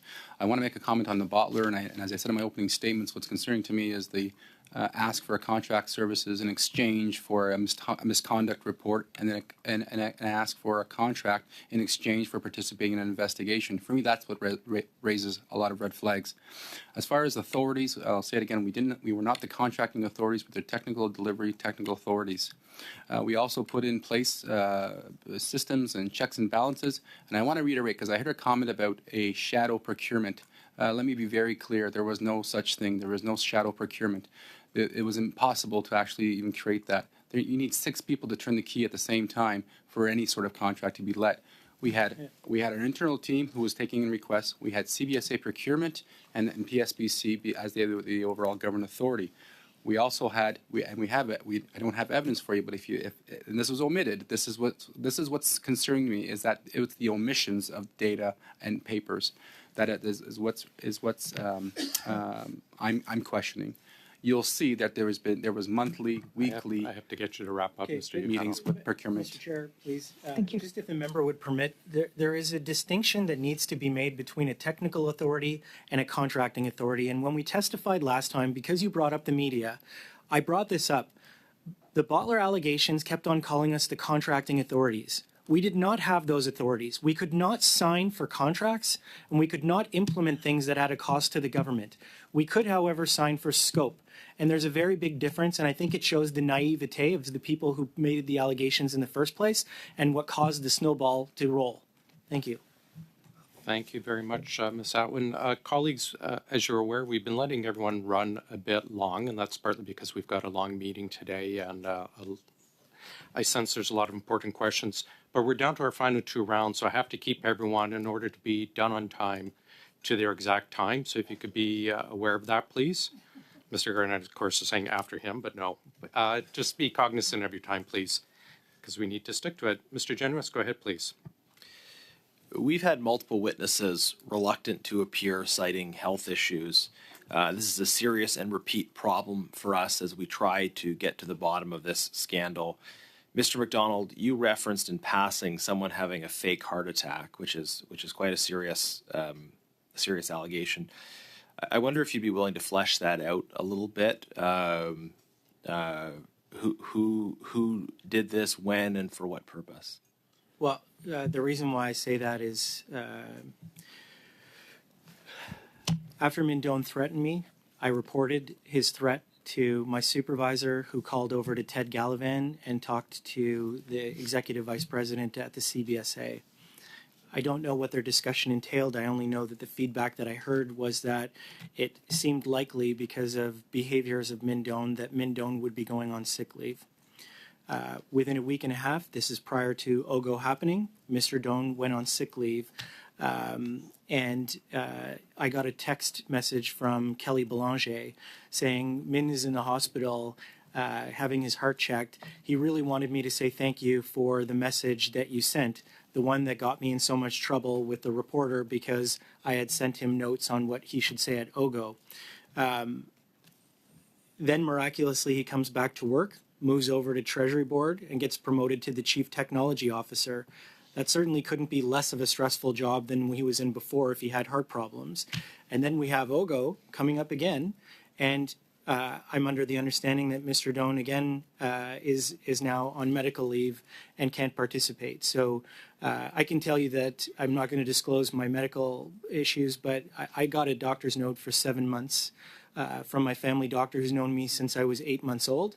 And I'm still coming here because it's a matter of integrity and it's a matter of importance for me and my children, my wife and my family to know that I'll stick up for myself and that I'll tell the truth.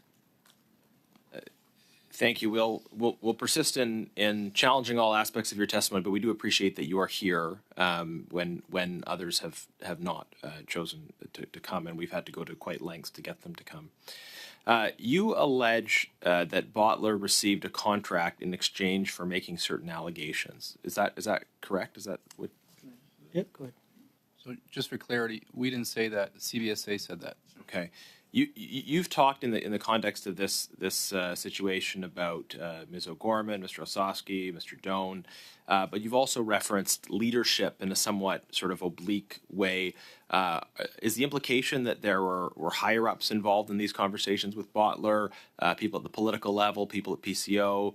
Is it beyond those three people? Yeah, well, I mean, our life has been pretty much turned upside down, and we've been trying to figure things out. There's not a lot of people that are giving us information, but through our discovery, we can tell you that Bottler was very close with Minister Miller. They even knew his chief of staff by name and waved to her in an interview. We know that they sat at the top of Justice Canada, and they were given a seat at the table with the top of Justice Canada.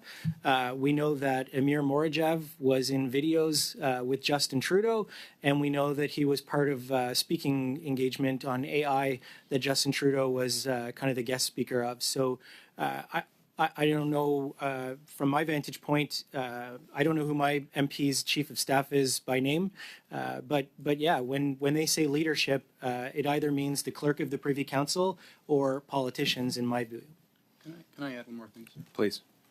I just also want to highlight that through an ATIP, we found an email directly from Ritika Dutt to the President Osowski in March 8th, after we started the feasibility study. Unbeknownst to us, there was some other dealings going on in partnering with some other project. We don't have the details. Mr. McDonald or myself were unaware of this, but through ATIPs, we discovered that there was direct conversations right to the top and working on other initiatives. Right to the top being? I can confirm. It basically says that the Minister of Justice had already approved a scope for work that had nothing to do with the feasibility study. So, I just note, of course, we heard recently that if the Information Commissioner has concerns about information not being provided in a criminal way, she refers that to the Attorney General, who is the same person, the Justice Minister, who apparently has these relationships. Are you concerned regarding the Prime Minister that we have an internal investigation subject to the existing chain of command, that the Prime Minister sits effectively at the top of that chain of command? Are you concerned about the risk of political involvement? Yes or no question, gentlemen. We're out of time. I'd rather not weigh into that. That's way too political for anything that I'm involved with.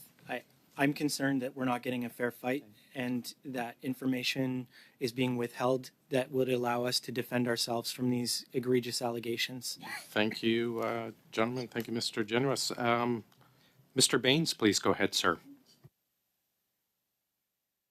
Thank you, Mr. Chair. And once again, I just want to go back to the Bottler there. Did you ask Bottler to develop a pilot or do any other IT work? The question. So this is the ironic part about Mr. Lafleur being the lead investigator. Mr. Lafleur was actually part of the vetting process of Bottler where we decided on scope. The initial proposal was for them to do a feasibility study with 6 milestones and do a small regional pilot. HR and security decided against doing the pilot, which is why prior you'll see emails from me to Ritika Dutt saying we want to do all of this. It was after their demo and the president's decision that HR came back and said we only want to do the feasibility study. So that was what was contracted. It was after the kickoff that Ritika Dutt wrote to John Osowski directly. She didn't include myself or Mr. Utano. and said, hey, Justice Canada has approved this pilot. We want CBSA to take it on. And this is where they would monetize their bottler for citizens to move into a bottler for workplace. And I think this is where they testified that they were going to make $28 million a year across the government. It was because they were trying to position their tool to be able to be one for internal government workplaces, and they would get paid on licensing.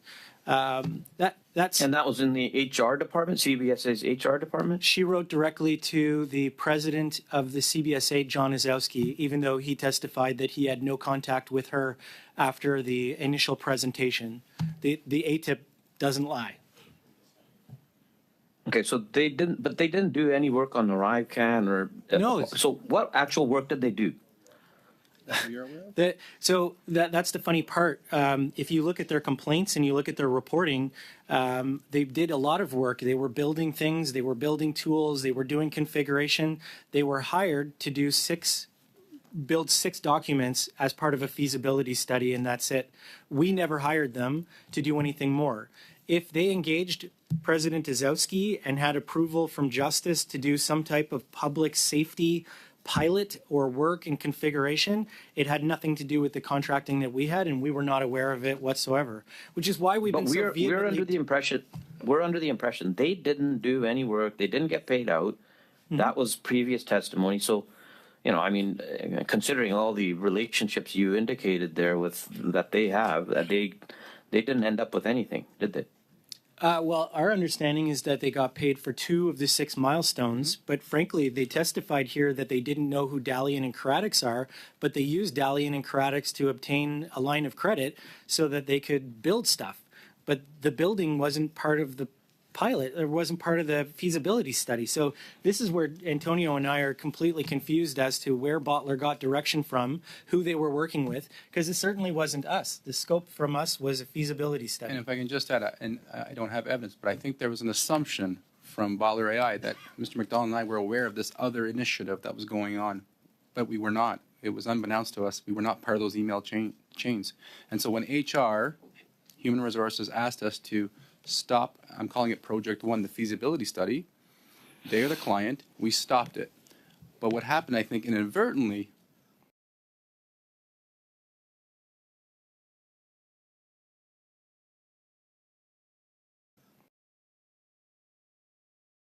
that was going on, but we were not. It was unbeknownst to us. We were not part of those email chains. And so when HR, Human Resources, asked us to stop, I'm calling it Project 1, the feasibility study. They are the client. We stopped it. But what happened, I think, inadvertently,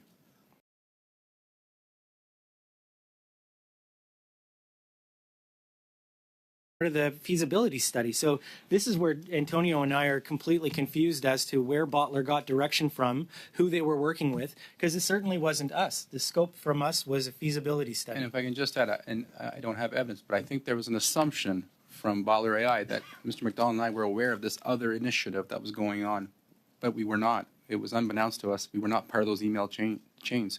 And so when HR, Human Resources, asked us to stop, I'm calling it Project 1, the feasibility study, they are the client. We stopped it.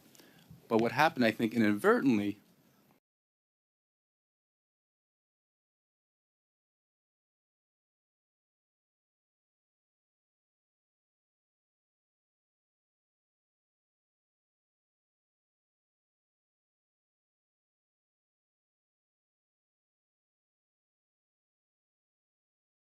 Part of the feasibility study. So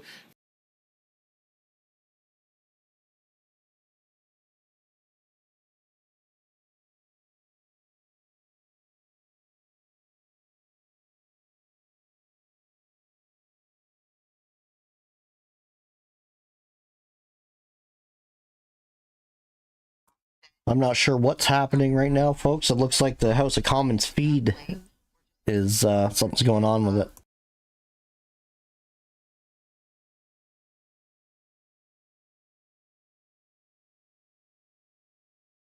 part of the feasibility study. So this is where Antonio and I are completely confused as to where Bottler got direction from, who they were working with, because it certainly wasn't us. The scope from us was a feasibility study. and if I can just add, and I don't have evidence, but I think there was an assumption from Baller AI that Mr. McDonald and I were aware of this other initiative that was going on, but we were not. It was unbeknownst to us. We were not part of those email chains.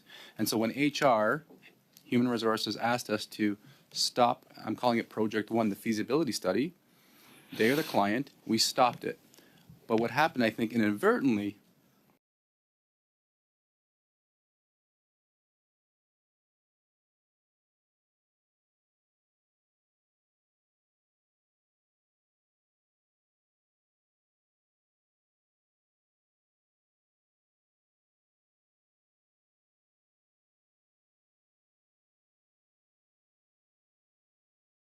For the feasibility study.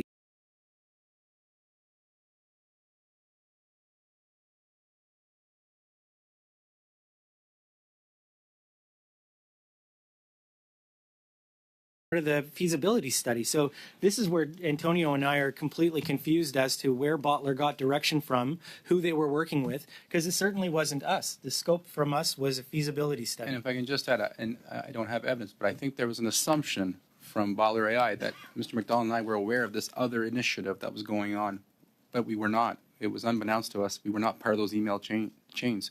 And so when HR, Human Resources, asked us to stop, I'm calling it Project One, the feasibility study, they are the client, we stopped it. But what happened, I think, inadvertently,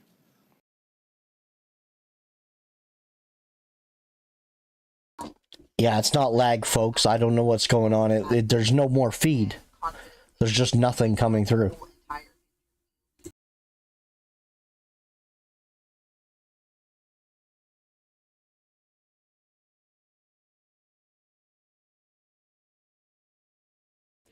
It's not on my end. It's on the house's end. There's nothing there.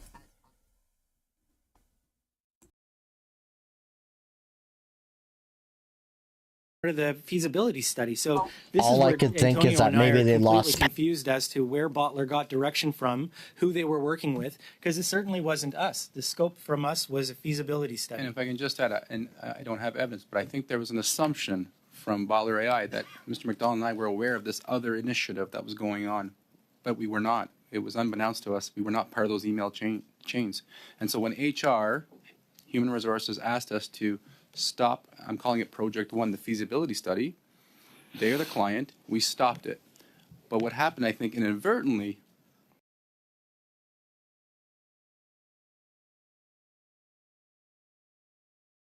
Yeah, it's doing it on its own. It's going back and replaying over and over and over again, back and forth.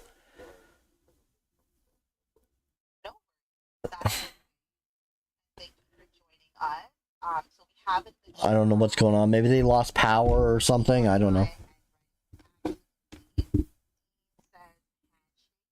Nice solid grid.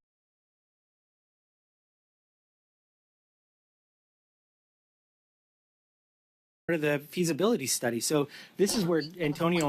See, it just repeats itself. It just stops and then goes back a little ways and then repeats again. It's like it's not getting any feed whatsoever from the House of Commons. Not everyone feels comfortable turning on their phone. I don't. So I would put it on vibrate. part of those email chains. And so when HR, Human Resources, asked us to stop, I'm calling it Project One, the feasibility study, they are the client, we stopped it. But what happened, I think, inadvertently,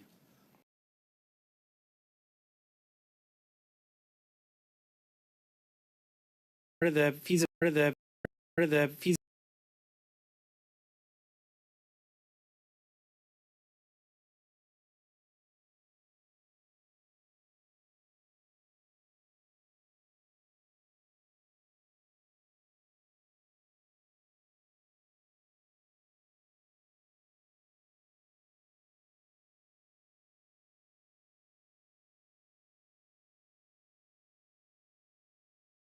The feasibility study. So this is where Antonio and I are completely confused as to where Bottler got direction from, who they were working with, because it certainly wasn't us. The scope from us was a feasibility study. and if I can just add, and I don't have evidence, but I think there was an assumption from Baller AI that Mr. McDonald and I were aware of this other initiative that was going on, but we were not. It was unbeknownst to us. We were not part of those email chains. And so when HR, Human Resources asked us to stop, I'm calling it Project 1, the feasibility study. They are the client. We stopped it. But what happened, I think, inadvertently,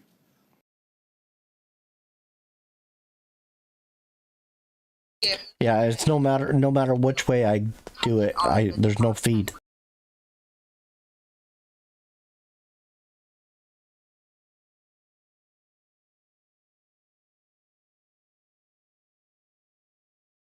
Does anybody know any other channels that are streaming this? They can check that channel to see if the feed is still coming live, but I'm pretty sure it's not me.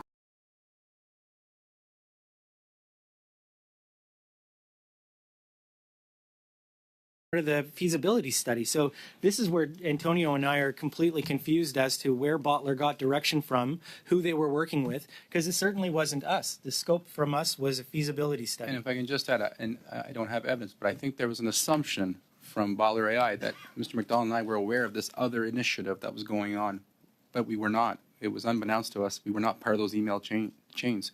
And so when HR, Human Resources, asked us to stop, I'm calling it Project 1, the feasibility study, they are the client. We stopped it. But what happened, I think, inadvertently,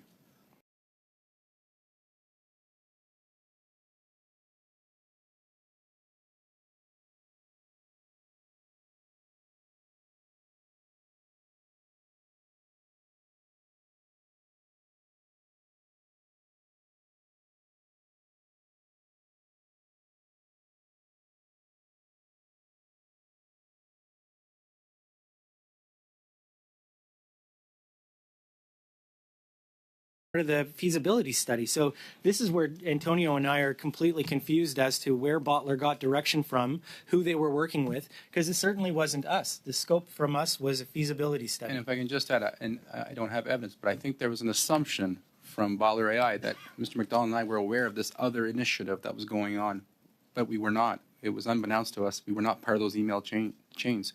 And so when HR, Human Resources, asked us to stop, I'm calling it Project 1, the feasibility study, they are the client. We stopped it.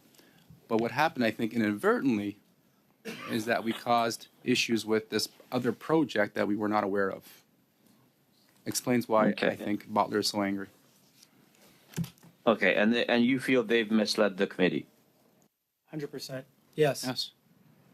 Okay, you suggested that Mr. Doan was not permitted by his seniors to select Deloitte for ArriveCan because it was in the penalty box. I think you alluded to that again today, which you speculated was due to risk management project called the CARM project. So Mr. Doan stated that this decision was more likely due to Deloitte's lack of cloud capability, while Mr. Osowski did not recall directing anyone not to work with Deloitte. So again, and I asked Mr. Doan specifically, who made the decision? I think we've come to the point that he made the decision on ArriveCan, right? So I think we've uncovered that. But so if you can shed some light on that piece there, insight on why Deloitte was not selected for ArriveCan. I thank the member, and I know that Mr. Jowry is familiar with management consulting and IT. I welcome any member here to look at the two options that we provided as evidence. Nowhere in the Deloitte option does it talk about Deloitte's cloud, and nowhere in the Deloitte option does it talk about a completely outsourced option. And on the other option, where Min Doan told this committee that there were no logos, there were no anything, there was a logo. It was Distill Mobile, which was subcontracted through GC Strategies. So I maintain that I was told, and so was the former chief data officer, that Deloitte was out of bounds, that they were in the penalty box because the CARM project was in the red, and that's the truth. But it's also verifiable. I've already given this committee the names of people who can verify. Thank you, Mr. McDonald. I'm afraid we have to move forward. Mrs. Vignola, please, for 2.5.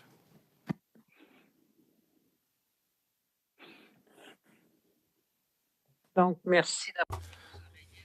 Thank you for putting in your earpieces. So I'll ask my earlier question, which remained unanswered. The CBSA, should it be put under trusteeship or administration, i.e. under some kind of supervision, in order to tidy up their house and address what isn't currently working? C'est une très bonne question. It was a good question. I have some ideas, but I don't think I'm the person who's best placed to say yes, yay or nay to your question. Evidently, there are serious issues at play that need to be addressed. And as I said, they're very serious issues. Now, despite the President's testimony and that of other officials from the CBSA, with my perspective, I can't see or understand the targets or the steps that they are actually taking with a view to addressing these issues. So it's not up to me to say yeah or nay to your question. I think it's a good question. And I think that it would behoove you to ask that specific question of someone who has more experience in the field than I do. Si je comprends. If I've understood correctly, everything that started this whole issue about Butler AI, the pilot that wasn't in fact a pilot project, there seems to be some kind of confusion, conflation about the roles of various stakeholders. Now, I can wrap my head around some things, but I get the sense that it's perhaps your line of defence, and it's a reasonable line of defence, that they're trying to sow doubt vis-a-vis Butler AI's complaint. Is that the case? Is that happening? Very, very brief answer, gentlemen. Do you want to go? We doubt with respect to what CBSA told in the terms and conditions that they put on the table to participate in the investigation and share the report. The other thing that's concerning them is that we have been asking for disclosure of these original allegations, and we still have not yet to receive them. There are others that we believe there are others in that letter that we have not yet become aware of. Thank you very much. I have to move on. Mr. Backrack, please, sir. Thank you, Mr. Chair. I'd like to return to the somewhat astounding statement that Mr. Duen had suffered a, quote, fake heart attack. I don't think any of us would want such statements being made about our personal health in such a public forum. I'm just wondering, Mr. McDonald, do you have any medical expertise that would allow you to make that statement before committee? Thanks for the question, and perhaps I said something I shouldn't. Although what I do have is a Reddit article from a public servant who was with Mr. Doan a week before his testimony, where they said he was drunk on his butt and telling jokes and talking about ArriveCan vulnerabilities. So if somebody was that close to a heart attack, I do have a little bit of medical knowledge. I don't think that they should probably be drinking to the point of being drunk on their butt. So I made the statement. If it's disrespectful, I take it back, and I apologize to Mr. Dwan for making it in full, without reservation. I don't think there's any. I don't think there's any dispute, Mr. Chair, that it was disrespectful. The question was whether it's a fact. And you seem to have taken great umbrage, Mr. McDonald, at other people making statements that are not factual when they involve you. And yet you've made a statement that I don't believe is supported by fact concerning Mr. Duen. What are we to make of this? Is this appropriate given the context of this fact-finding exercise that we're participating in right now? Well, frankly, I just apologized, and I removed, or I tried to rescind my comment, and I unreservedly apologize for making it. So if I can't do anything more than that, move forward. Fair enough. Mr. Chair, do I have a few more seconds here for another question? Yeah, 30 seconds, sir. Okay. Going back to the CBSA investigation and your reluctance to participate in it without CBSA disclosing information prior to your participation, do you know if it's CBSA policy to disclose information to interviewees prior to their interview? Maybe I can answer that. So we have not refused to participate. In fact, it was the absolute reverse. Second, the investigator was aware that we were on medical leave when it was originally asked. Third, what is against policy is not maintaining continuity of evidence and articulating that and sharing that information. Third, I think disclosure is part of fairness and transparency, and that is part of the policy under the Treasury Board Secretariat. Yeah, that is our time. We're going to Ms. Block and then Mr. Jawari. Thank you very much, Mr. Chair. I want to circle back to what actually brought us to today's meeting, go back to the fact that the subject of our study is ArriveCan, and notwithstanding your desire or your wish that Canadians would understand the challenges and the great work that was done on ArriveCan, I think what is incredibly egregious to Canadians is the awarding of a contract to a two-person firm working out of their basement who had no IT experience and did no IT work. In fact, both the Auditor General and the Procurement Ombudsman raised serious concerns about this contract to GC Strategies. The Procurement Ombudsman stated that the requirements for that third contract were overly restrictive, such that only GC Strategies could win the contract, and the Auditor General, in fact, revealed that they were at the table when the requirements were being created. Now, I know in your testimony you've said that you're technical authority, not contracting authorities, that what you do is sign for scope. And I need to understand that because while you have stated, and you stated it on November 7th, that you were never in a position to put contracts in place and make contracting decisions, you did sign off on funding and the scope. And my question to you is, while you didn't have the ability to execute, did you have the ability to influence the scope and the request for proposals in that you were defining what was needed? And were either of you involved in the discussions for the development of the requirements for this final contract with GC Strategies? Yeah. So maybe I'll take that one because Mr. McDonald was gone by that time. What I can confirm is that I was not involved in the development of that contract or RFP, the request for proposal. I was not involved in the requirements. There's a separate teams of people who are involved in developing that. So I haven't. I'm sorry. Answered my question. Okay. You were not involved. I have another follow-up question. Where was the CFO in all of this? Again, in your testimony on November 7th, Mr. McDonald, you stated that the CFO is the contracting authority and are responsible for expediting contracts. So when all of this was taking place, where was the CFO? Well, I mean, initially the CFO was at the table. What we were not discussing was dollars and cents every meeting, but every week we would be in front of deputies, in front of FAC, and showing them screens about what was to be delivered. Most VPs were at the table with us. When we needed funding to be able to put something in place, the CFO's organization would be the one to approve it and endorse it. And then it would be the CFO's procurement organization under, at the time it was a place called controllership, who would do the reviews of all of the contracting and see what was going on.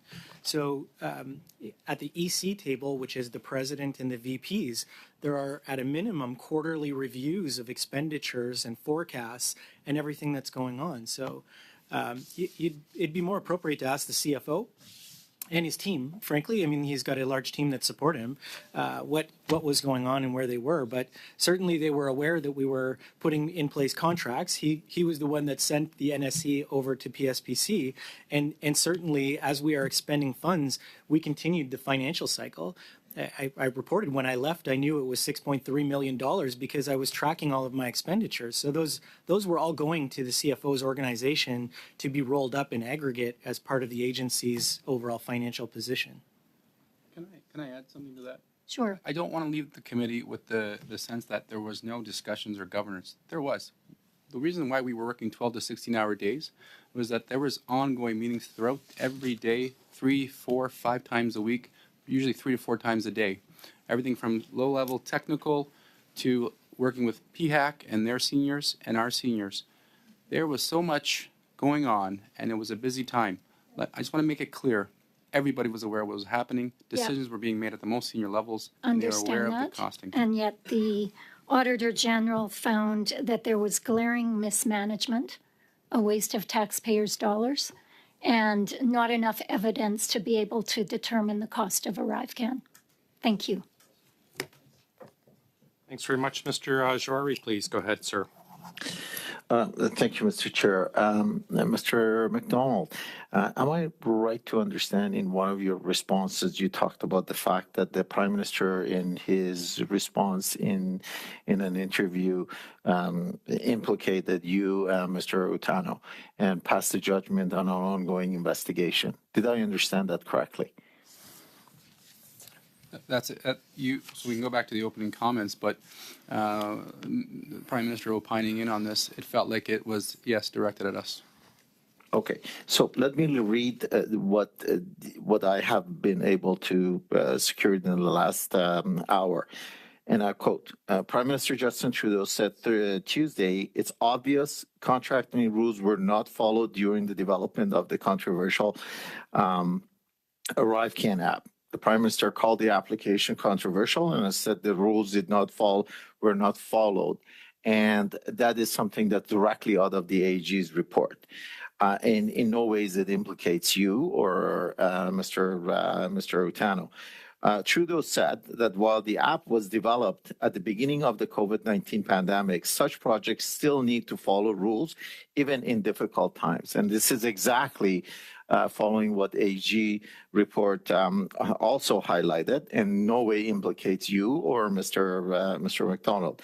He said investigations are ongoing, and there will be consequences in cases of public servant failing to abide by the rules. So he did not specifically talk about any investigation. We all know or are aware of one that has to do with the CBSA, and the other one, what we have heard is from RCMP, and he's saying any public servant failing to abide by that rule will be punished, and nowhere it mentions you.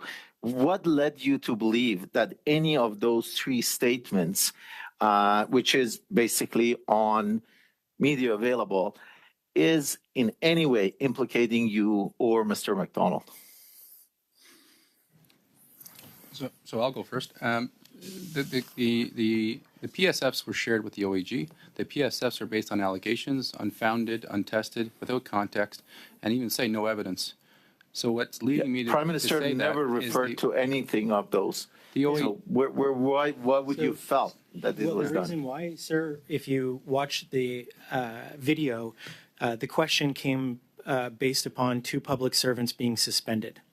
I'm not aware of any other public servants being targeted by the CBSA.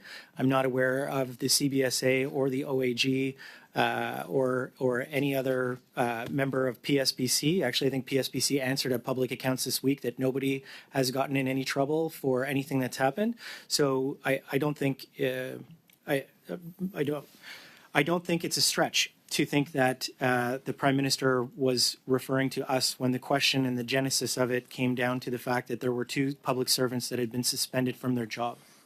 Well, first of all, Prime Minister never referred to two public servants. He talked about public servants, and there are many public servants are being that. So I think that is a little bit of a stretch. Let's go back to the evaluation. Thank you very much for tracking the cost that you did for the year that you were there. At least we have a base to start with.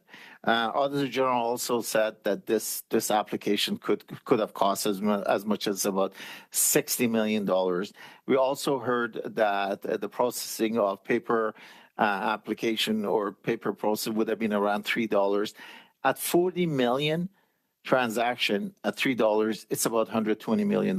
If it's 60 million application, that's $180 million. Just from a cost avoidance, not valuation, from a cost avoidance, even if this application was topped at $60 million, we avoid potentially twice or three times the cost that the government would have incurred.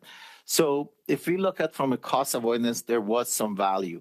But I'll ask you as a technical person, if there was an e-commerce application that had 18 million users and had anywhere from 40 to 60 million transactions within 2 years and helped facilitate transaction of goods in the billions of dollars, if we wanted to raise fund for that application and market, what would it be valued at? Brief answer, please. It sounds like the members actually questioning the OAG's report more than we are. I think, frankly, we were looking forward to a section in the OAG's report about cost avoidance, if not cost savings, with respect to paper. It wasn't there. I don't question the OAG or her decisions. I just respect the fact that there was a cost to paper, and the app removed that. So I agree with Mr. Yeah. How much would it cost? Would it cost 100? Would it be valued at 100 million, 200 million, 300 million? We're past our time, Mr. Jawari. If you have a very 2-second answer, please. I wouldn't. I'm not a valuation specialist, so it would be worth more than 60 million. Okay.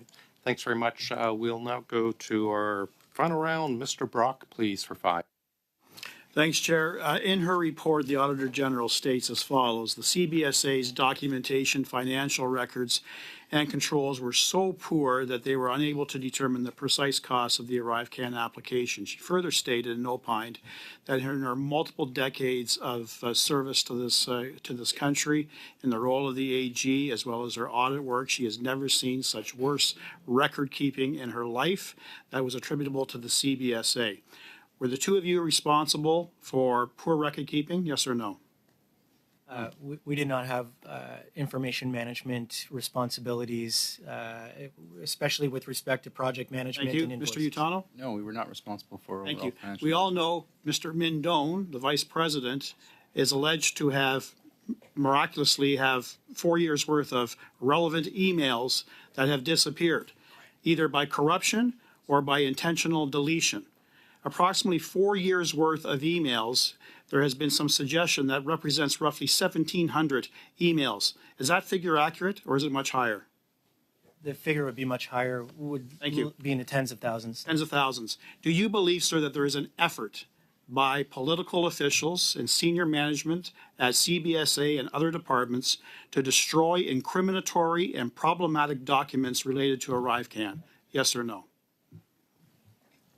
I would have no knowledge of anything political, but it would seem to me that based on the state of affairs and observations by the AG, I can only assume that there's no way public servants would behave in such a reckless manner. It's just impossible. Thank you. Mr. Utalo, your views? I think I just want to opine in. There's a concerted effort of holding back information, and that's what's concerning. Whether it's through their ATIPs, through access in the internal investigation, or what we're being alleged to. It's all being held back, and that's what's concerning. Thank you, Mr. Chair. I'm ceding my time to Mr. Genuis. You have 3 minutes, Mr. Genuis. Thank you. Thank you very much, Chair. I want to thank the witnesses for their testimony. It's very concerning, all the different things that we're hearing, and I'm particularly concerned about the problems with the just all the different allegations as part of this issue, and I think we need to ensure there's a proper and thorough investigation. With that in mind, Chair, I would like to move a motion in relation to a proper investigation, and the motion is as follows: that the committee report to the House it's asked that the Public Sector Integrity Commissioner of Canada investigate all the allegations of wrongdoing related to ArriveCan and report to the House by October 1st, 2024. So Chair, this I think would allow for the important investigation. We need to have independent investigation from the Public Sector Integrity Commissioner of Canada to get to the bottom of some of these allegations.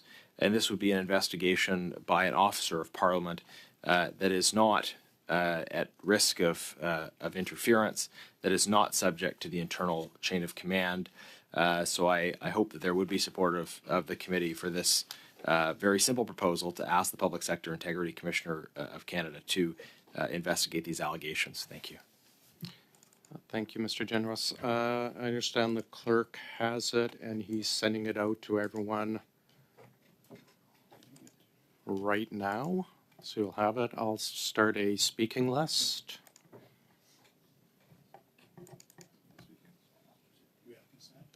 Mr. Jawari?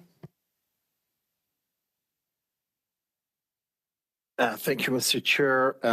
While we are going to receive this motion, at least this is a much shorter motion that we could we could really keep a focus on. Am I right to understand that now we are asking a fourth independent group to launch an investigation? So AG has completed her investigation.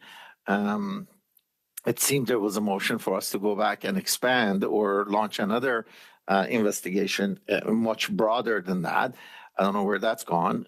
We know there is an internal CBSA motion, the investigation that's going on. Through media and through others,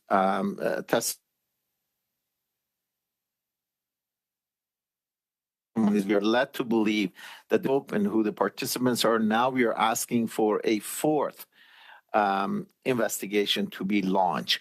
Wouldn't it be more logical for us to wait the outcome of the two, at least one that we know of and the other one that we believe we've heard that there is investigation going on, to get the result of that, to be able to assess whether a fourth investigation is required, because I don't know what really the base of such a request is, with all of these, with at least one known and another one alleged to be going on, without the outcome of being there. So are we going to now send another group task with getting to the bottom of this, which we welcome, and then extend the number of meetings that we're going to have at ArriveCan from unknown to extremely unknown, from somewhat we believe it's planned to completely unplanned, for the next going. So why do we need to have another investigation where the outcome of the ones that they are here or they're ongoing and believed to be ongoing is not out yet? So at this point, without those, I'm not supporting that motion. Thank you, sir. Well, we've got Mr. Genuis, then Mr. Brock, and then Mrs. Vignola.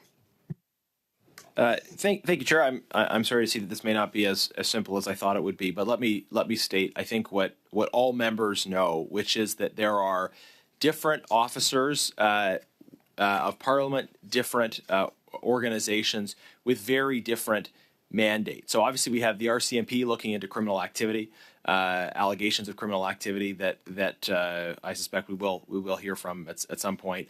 There's the Auditor General's report, but the Auditor General is acting as an auditor with specific scope to look at a set of things related to money, value for money, processes, etc. We have the Procurement Ombudsman report, which has a distinct mandate related to procurement, but the role of the Public Sector Integrity Commissioner as an officer of Parliament to investigate wrongdoing, to investigate clearly the allegations of problems in integrity as it relates to people in government. We have allegations of reprisals against public servants following their committee testimony, of the destruction of documents, of extortion happening. There are many serious allegations flying back and forth, senior public servants accusing each other of lying to parliamentary committees. These are very distinct issues related to integrity within government, and I think the Public Sector Integrity Commissioner has the right mandate to investigate those specific issues, and crucially has the advantage of independence. So we oppose efforts by some to bury this matter or to limit the scope of the investigations. there is a clear agenda, I think, on the part of the government to want to have this limited to an internal investigation, which ultimately they can control. But when we have an officer of Parliament responsible for making investigations into public sector integrity issues, I think that is a clear and appropriate way of getting to the bottom of this. And look, if we wait until other reports have complete before this process starting itself at all, then we're just continually pushing off actually getting to the truth on this. I think it is right and responsible for this committee to ask for the support of the Public Sector Integrity Commissioner as an independent actor, as someone with credibility, and someone who will look at distinctly different issues from the other reports. So again, I hope that this motion will have the support of colleagues. It's a simple, straightforward motion. There's no extraneous commentary in the motion at all. I think it's something that all members should be able to support to allow proper investigations to take place. Mr. Brock, then Mrs. Spignola. Thank you, Chair. Back to Mr. Shawari. Thank you, Chair. Further to my colleague's comments, which I agree absolutely in his content. I'm rather disappointed in Mr. Juari for conflating a number of investigations and trying to establish some independence with respect to those investigations. We've heard about the internal investigation launched by the CBSA. We've heard evidence directly from the investigator that he in no way is truly independent. We've heard commentary from Mr. Utano and Mr. McDonald that they have rephrased the PSF to preliminary statement of falsehood and not fact. All committee members should remember my opening line of questions to Mr. Lafleur, where I challenged him on the basis that he is establishing conclusions on a preliminary basis, and perhaps he should have rebranded the report as allegations and not fact. There's a big difference between a proven fact and an allegation. He's clearly established that he reports to his supervisor, who ultimately reports to the deputy minister. So there's absolutely no independence. And what's more troubling, and these are the words of the former clerk of the Privy Council, Michael Warnock, with his decades of public service experience, he has never in his lifetime have ever heard of the mistreatment of these two public servants who, on a medical leave for some real legitimate issues related to threats, stress. We heard from Mr. McDonald back in November how he was threatened by complete strangers because he was essentially ostracized by Justin Trudeau's government and its officials, which is appalling on many levels. So we need to have someone who is truly independent to report to the House, taking a look at all the circumstances as to why the government and senior officials at CBSA has centered out these two individuals while on medical leave to suspend them without pay. According to Michael Warnock, there's no precedent for that type of administrative maneuver.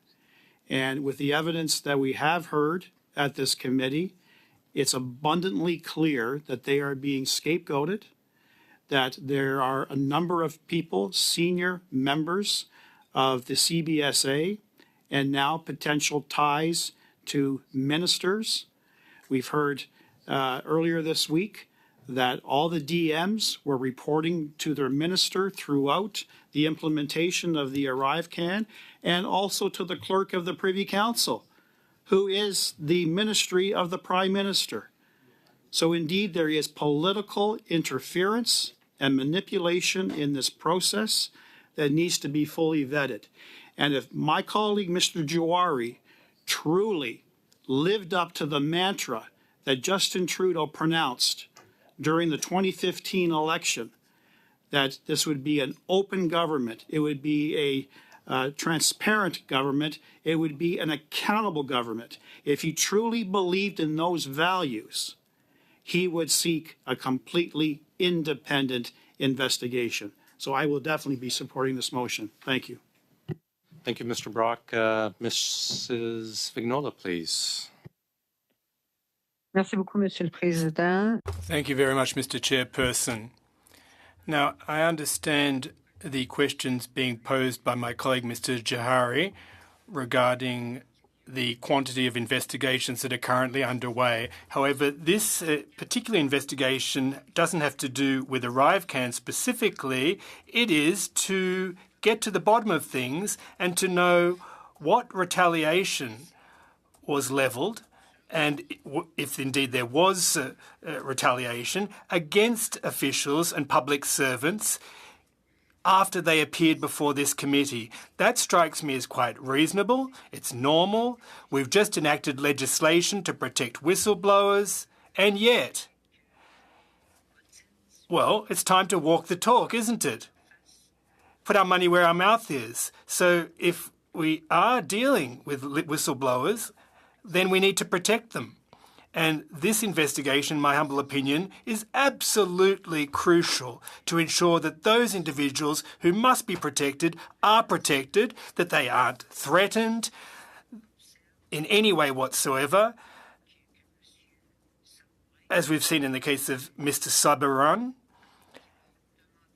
when he was actually asking for help at many levels, including his Member of Parliament, and the only people that lifted a finger is Julie Vignola and one other person. So I'd ask you to think long and hard about this so you don't find yourselves on the wrong side of history. Everyone wants to get to the bottom of things. We want the truth. It needs to be the complete truth and nothing but the truth, the utter truth. Thank you. Thank you, Mrs. Vignola. Mr. Jawari. Thank you, Mr. Chair. So, had we had the preamble and the reasoning for launching another investigation, and how the scope of this investigation varies from the other, and how it complements it, without the typical soapbox blaming the government around, transparency and all of those things, and going partisan, it would have been a much better start to be able to put it. Once again, had we had this motion prepared and sent to us, and we had an opportunity to be able to talk about it, would have leveled it better. What I'd like to suggest that, given the fact that the scope of this investigation seems now clear to be different and worthy and complementary to the others, I'd like to say that we fully support the Public Sector Integrity Commission investigating this matter, but probably and perhaps it would be a good idea for the committee, through the chair, to send a letter to the PSIC asking whether they're actually investigating, and if they are, is there any timeline to bring on that? And I will not dignify the comments that my other colleague, Mr. Brock, has made around that our government is not transparent, is not accountable, and dating back to the platform in 2015 and the Prime Minister talking about an open government. What Mr. Brock forgot about is that we also said we will hold high level of integrity. And this is where we are trying to find that balance between integrity as well as openness, etc. And I strongly suggest we come off our soapbox and start focusing on getting to the bottom of this and stop the rhetorics. Thank you, sir. Thanks. We've got Mr. Kusmirchuk, then Mr. Sousa, then Mr. Jennis. Keeping in mind, I was going to say, keeping in mind our resources.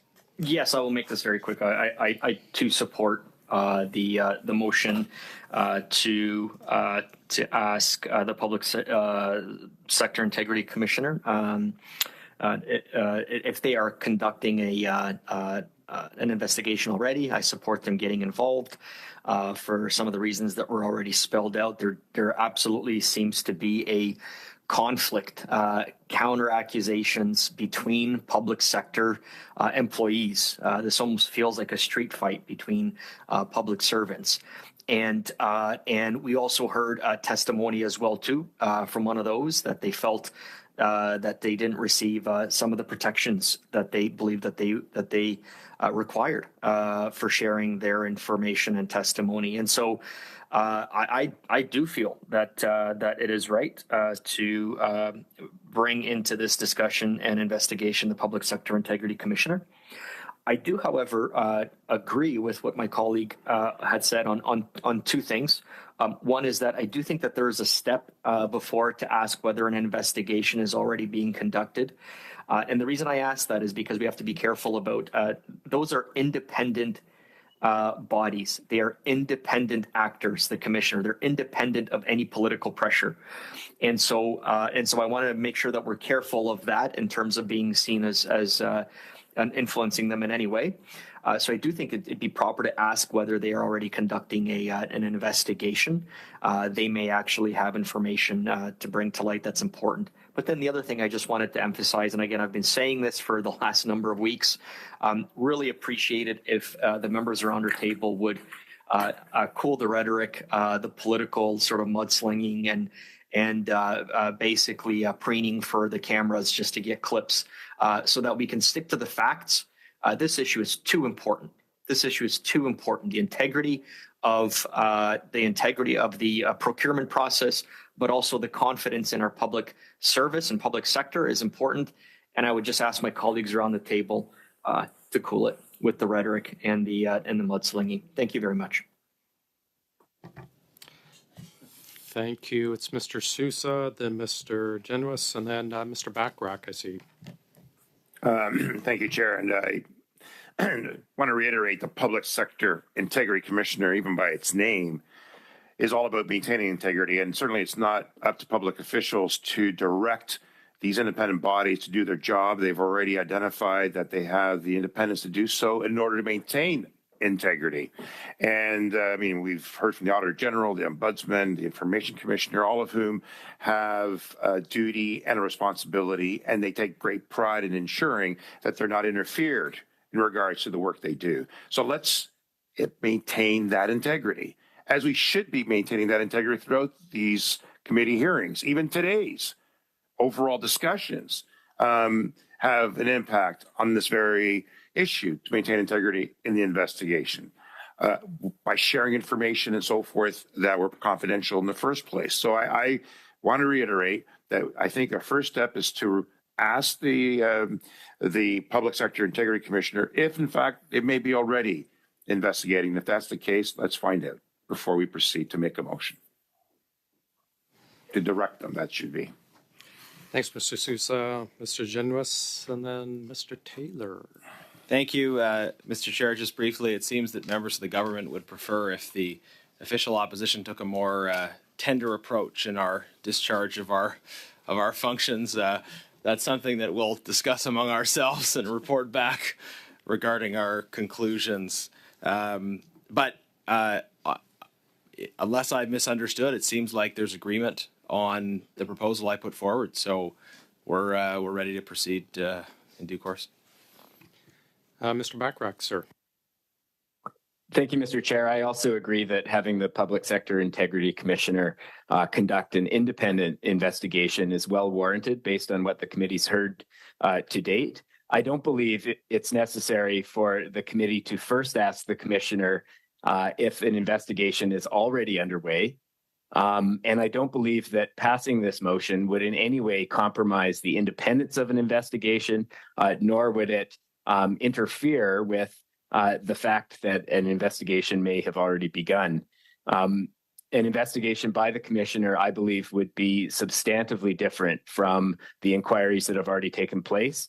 The Auditor General focused on the economy, efficiency, and effectiveness of the procurement around ArriveCan. The RCMP is looking into the potential for criminality. And of course, the CBSA's review is an internal review, and as has been established already before a committee, is not entirely independent. And I think given the severity of the allegations, given the fact that there are disputes over what has taken place, having the Public Sector Integrity Commissioner conduct a full and independent investigation is certainly an appropriate step at this point. And I agree with my colleague that it seems that we have a direction as a committee, and I would hope that we can now move to a vote. Thank you, Mr. Chair.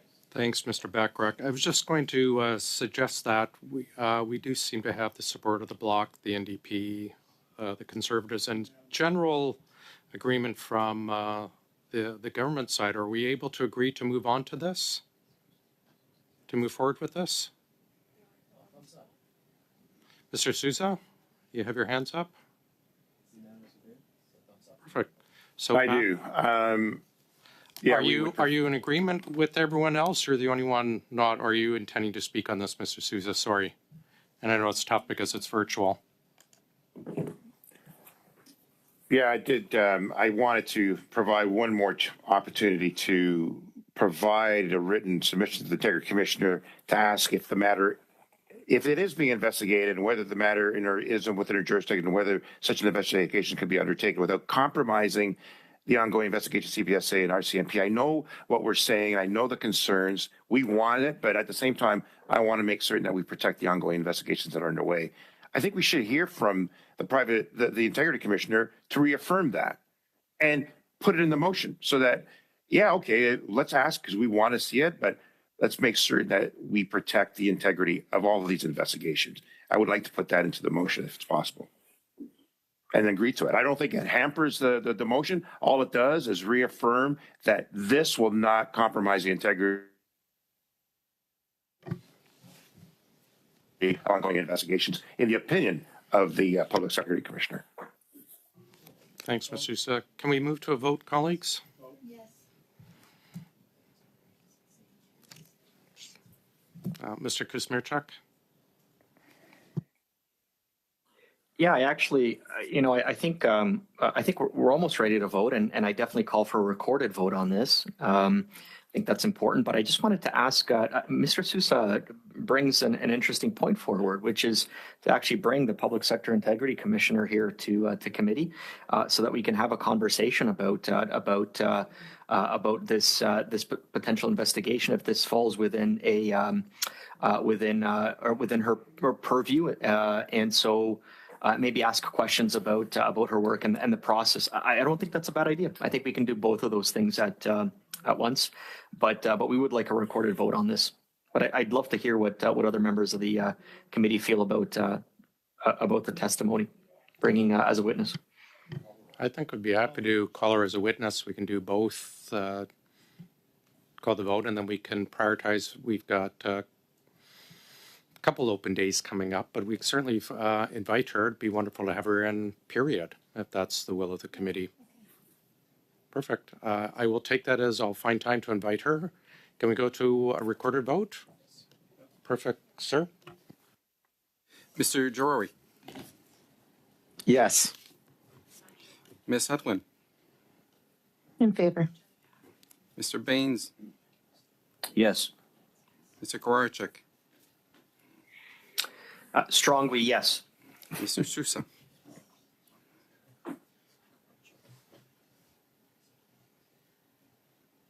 Mr. I can't hear. Mr. Oh, Sousa. yes. Mr. Junius. Yes. Ms. Block. Yes. Mr. Brock. Yes. Madame Vignola. Oui. Mr. Backrush. Yes. All in favor. All in favor, so adopted. Thank you, colleagues, very much. Mr. Kuzmierczak, thank you for that suggestion. Mr. Utano and Mr. McDonald, thank you for joining us again. We appreciate all your testimony. Colleagues, thank you for everyone's patience and allowing everyone to go over a bit. I think it was very important for a lot of the questions asked that we get proper answers. With that, unless there's anything else, we will adjourn. Thank you, everyone.